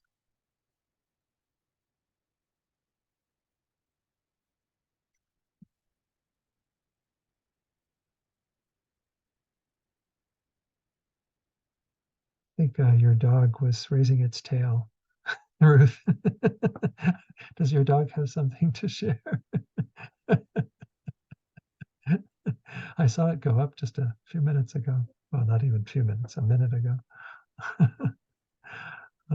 She likes to be next to me. You know, she's got cancer, so she is very clingy. But this is good understand. for her, right? You know, this is Yeah. good for her to hear it and listen. And Oh, um, I keep telling her, you know, get a human rebirth. Okay, get a human rebirth. Go human. yeah. Go human next time. Go human. Go human next life. No, and that's why Rinpoche says it's very, very important that we expose our pets, especially that these beings that share so much time with us, to holy objects, to teachings, to whatever we can do to plant these imprints in their minds. Um, Again, how they ripen and how that all happens is maybe a bit of a mystery in some regard. Yeah, But you know, if nothing else, it helps increase our compassion for these beings who are born in those realms, right? That yeah, we see how they don't have the minds that can develop in the way that ours can currently. They still have the raw mind, that a phenomenon that can transform into complete enlightenment. But in yeah. that existence, they're just blocked by so much ignorance. So. Although they have some qualities that I would like, you know. Mhm. I like that one phrase I've seen on the internet of kind of a prayer of, please help me to be the person that my dog thinks Dog I am. things. Yeah, I mean, yeah, it's kind of true. They do think an awful lot of us. Um, yeah. and They see so, all they often see all the good. They're, you know, equanimity, you know, they uh, never hold a grudge. yeah, they do have some qualities, that's for sure. Yeah, they eat the same thing every day and are, you know, content. Yeah, yeah, this is true. Yep. And I know my cats sometimes have what looks like single pointed concentration when they're watching a bird outside or Yeah. something. Yeah. Or They'll yeah. follow it Yeah, that's true. anyway. That's But true. Yeah, yeah. yeah. So, any comments on this verse, or should we bop around to some of the other ones that might be more um, entertaining? Colleen, yes, please. Oh, I just appreciated the discussion or explanation around the repeated words and how it's, the Mm, self-cherishing and the self-grasping, and constantly wrapping those two up together because they're so wrapped up together, but then they're also their own thing. So that's a good reminder of those repeated words. It stuck with me. Hopefully I remember that to keep them together and also their own thing. right, right. I mean, it is kind of interesting. I think we saw even a comment in one of the slides I shared in another class about a lot of the weaponry images that are used in all this, and fairly violent images too, like in this verse at the end, please in this very moment, tear it up, tear it to shreds. I mean, it's not a very, it doesn't bring to mind very pleasant visual images of these two minds being torn up. But that's what we want to happen. Not in a kind of violent way to ourselves. We see that these states of mind are not ourselves. They are polluting our minds and are distorting our minds and are contaminating our minds, just in the same way that you would want to tear up a virus that is in your body that is affecting you physically. You'd want that to be removed and be annihilated.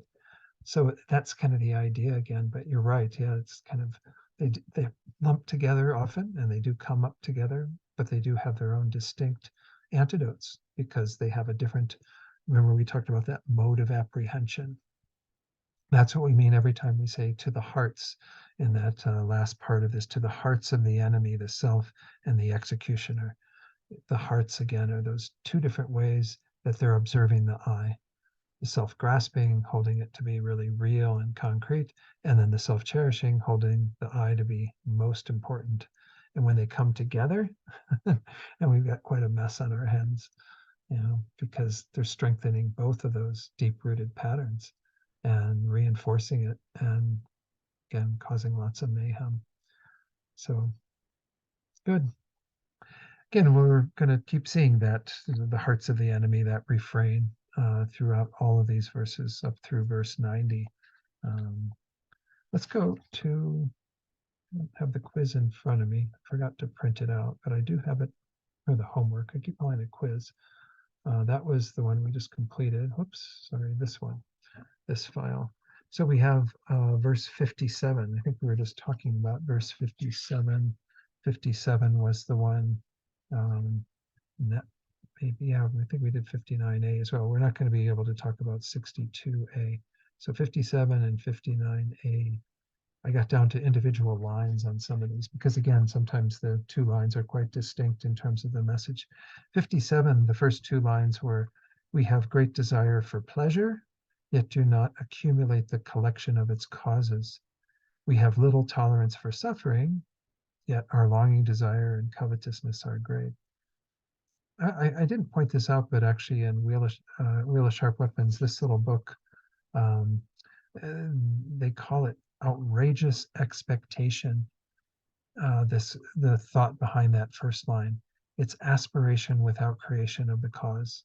I kind of found that interesting. Outrageous expectation.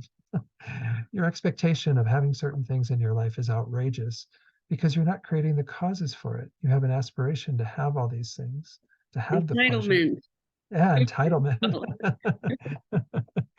Entitlement is another word I think that would work quite nicely here. Yeah. And this goes along with some of the things I pointed out in previous classes too, where we were talking about that continual thing that we have around karma ripening, where it's bad results, suffering results, and we always have that. Well, why do bad things happen to this person or that person or in this situation or to me or whatever? But we rarely question, why do good things happen to me or to other people?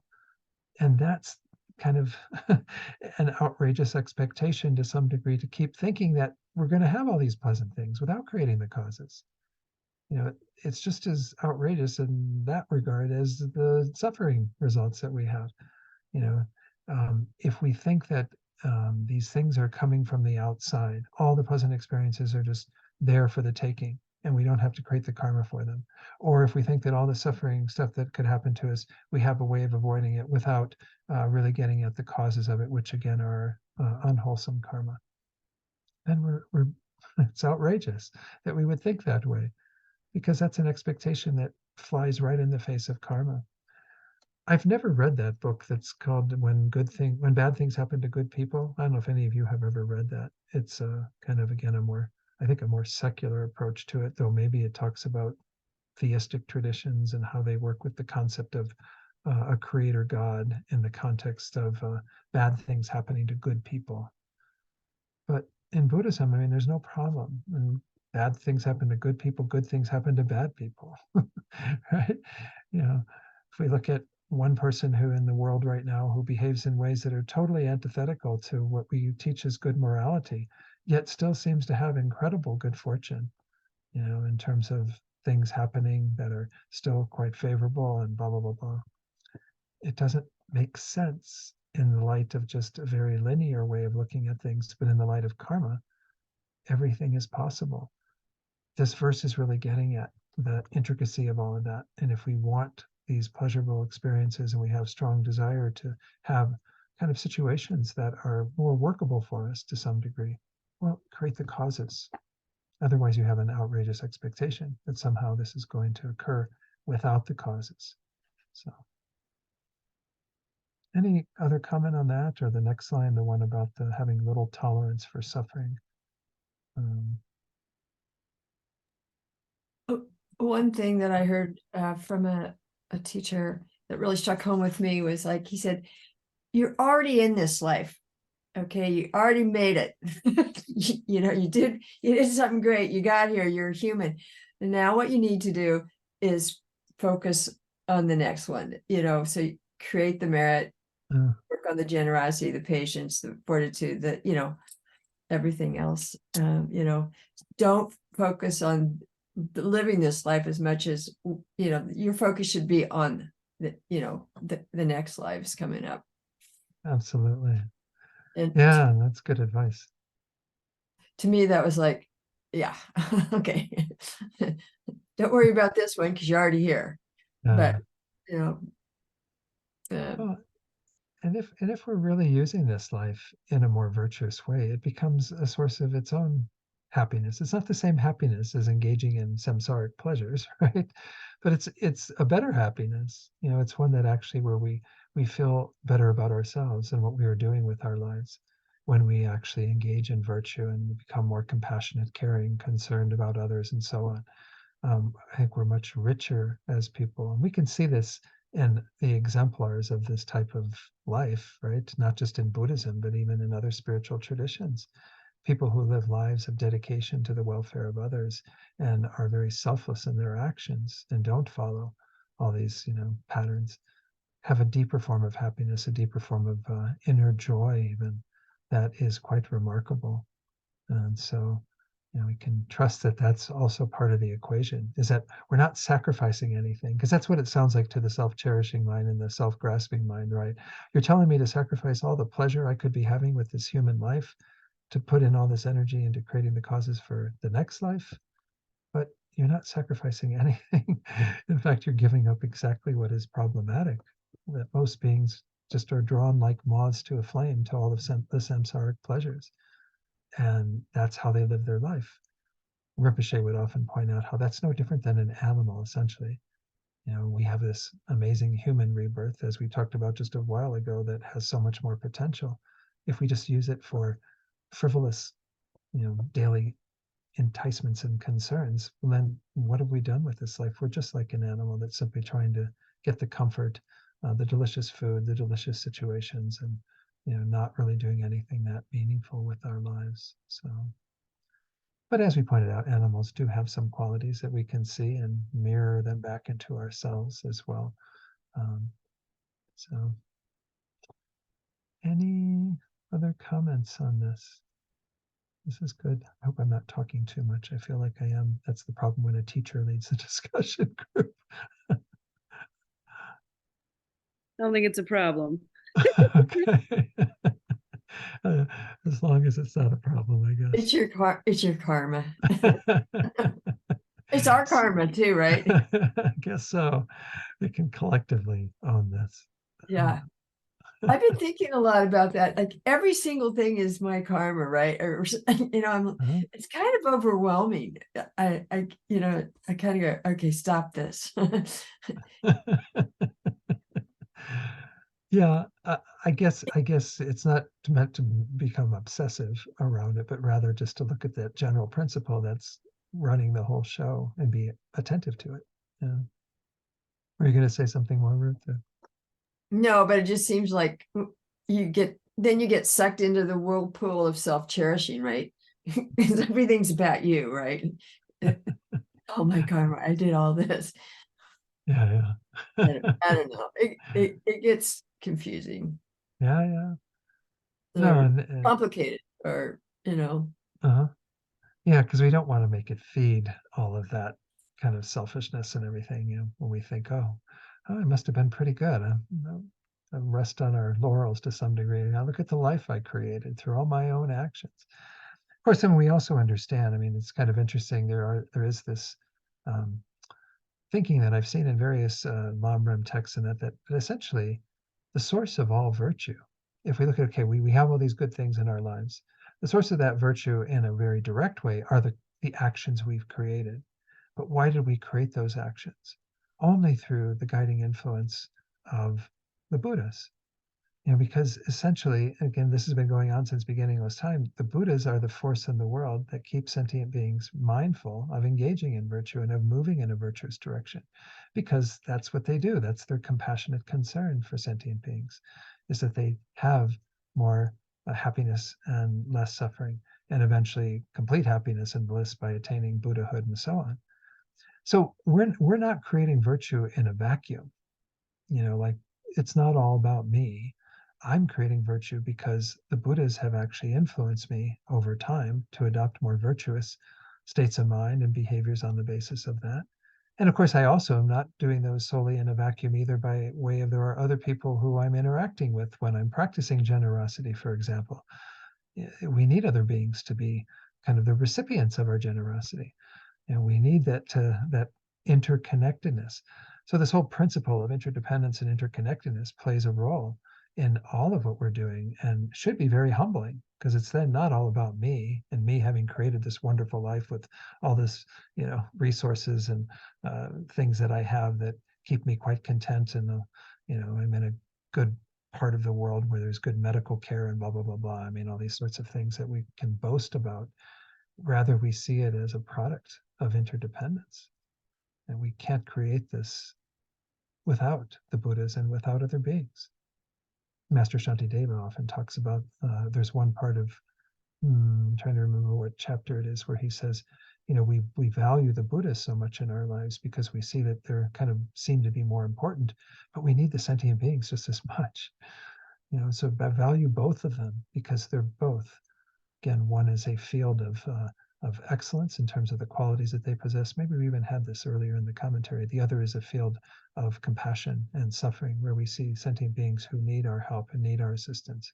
So we have these excellent jewels, these holy beings and so on, that are important to have a relationship with and practice generosity towards, because they have those qualities. But there's a whole other field that we need to be concerned about as well, the field of the suffering sentient beings that are, again, the main target of our bodhicitta. That's why we're doing all this work, is to benefit all of those. So, okay. We had maybe just about out of time, but let's just jump forward to that, 59A. 59A was the one that had to do with being, we are skilled in flattery and solicitation, yet our greedy disposition is strong. And of course, why I highlighted just that line A is because that's the whole, investigation into the 5 wrong livelihoods and so on. Maybe just to close, were there any comments on those 5 wrong livelihoods, or any questions about that?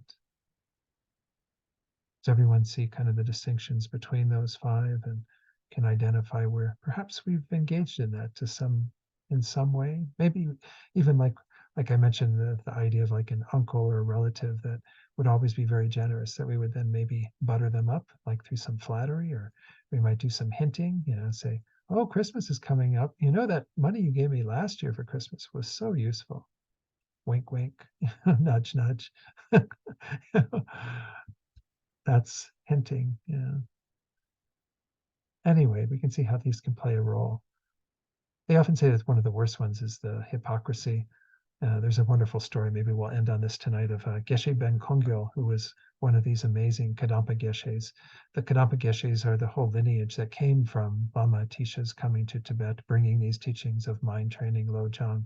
And Geshe Ben Kongyo was actually a thief before he became a practitioner of these teachings and Buddhism and what have you. And he was very clever in deceiving other people and so on. But the story goes that he had this benefactor who was going to be coming to see his little humble abode where he lived and visit him.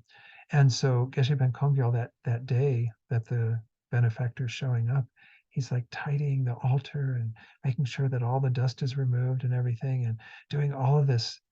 But he realizes that his motivation has been to impress the benefactor, to make the benefactor think that he's this type of person with like this clean, spotless approach to how, he hasn't been tending to his altar this way every day. He's just doing it for the benefactor. And so then the story goes that he took all this dirt and threw it up on the altar. And it said that his guru from a distance, through his clairvoyance, saw this and said to the people he's with, Geshe Ben Kongyo has made the best offering today. Kind of like, really just putting it all out there. This is who I really am. I'm this, mess of all this dirt on my altar. I'm not some spotless practitioner. So this is kind of how we have to, make sure that these motivations of these 5 wrong livelihoods don't creep into our practice, especially where we, start taking advantage of things in ways that are not on the level, not really speaking to who we are, respecting the other person as someone who we have a relationship with financially or whatever. So it gets to be tricky when you become a teacher in particular too. If you do have any of that kind of driving you, to engage in this for monetary reasons and what have you. And then, of course, at the other side of it is nonetheless the money is still needed to kind of pay the bills and do everything and what have you. It's a strange position to be in, but you just have to watch your mind. And again, not speaking that I've got any great qualities around this, but just rather that it's pointed out to me the necessity of that for all of us. We have to be really careful, however, that those minds might be manifesting. So let's conclude tonight. We didn't get to the third little question on that homework, but that's okay. That was 62A.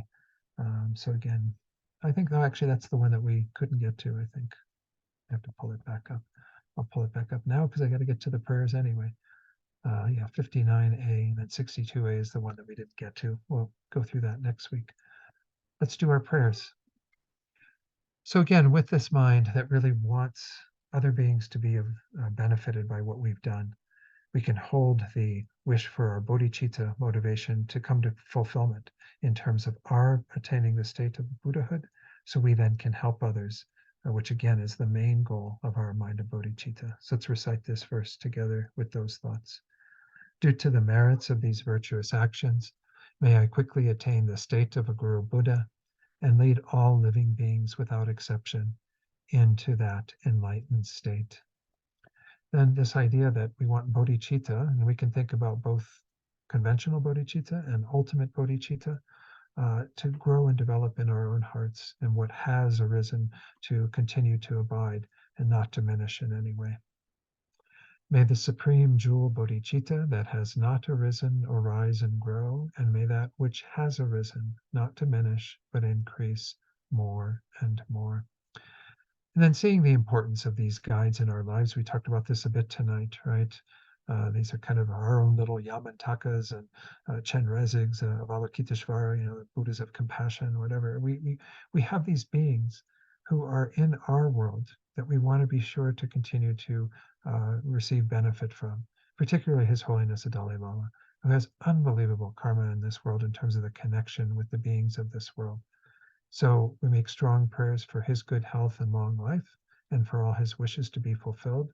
And as we recite this, think the same for all the other gurus that exist, especially those that you have a karmic connection with.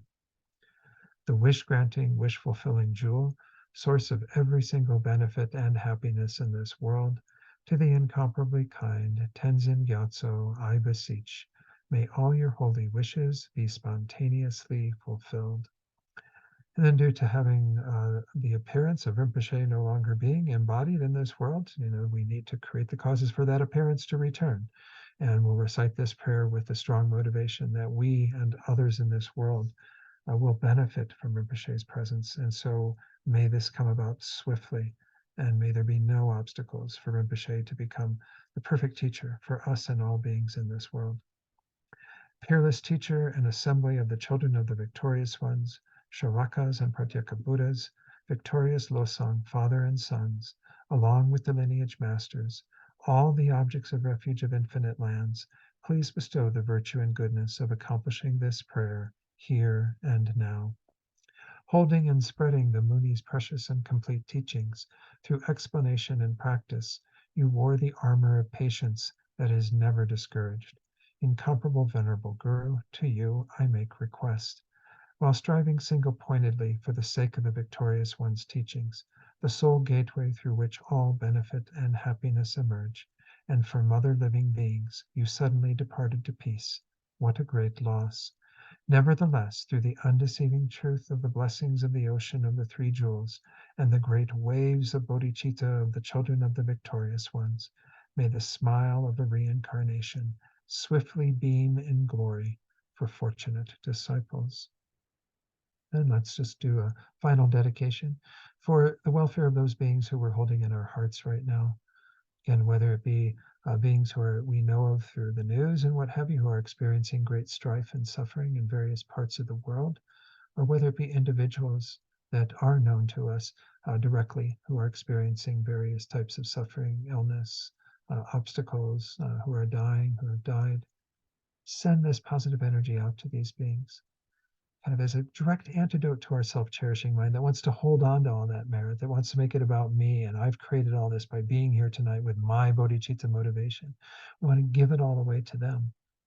May they experience complete freedom from their suffering immediately through the force of our giving this merit to the others. And may they also have all the causes that will lead them to true peace and happiness. And may this be so for all beings, not just those that we have a karmic connection with, but all beings benefiting from what we've done here tonight. Okay, thank you all so much. I enjoyed the time together tonight, and have a good week. Again, try to work with these verses, looking back over them. And if you're seeing something that kind of resonates for you, something you're going, oh yeah, that's speaking about me. That's how I am. I really want the pleasurable stuff, but I'm not really engaging in the virtue that is necessary to create the causes for that. Well, then kind of see how the self-cherishing mind is involved in that. Try to change your thinking about it and begin to see what happens. Maybe you become more excited about doing prostrations or water bowl offerings or whatever the case might be, so. But again, choose what works for you, and we'll talk about it a little bit next week. All right, everyone, have a good week.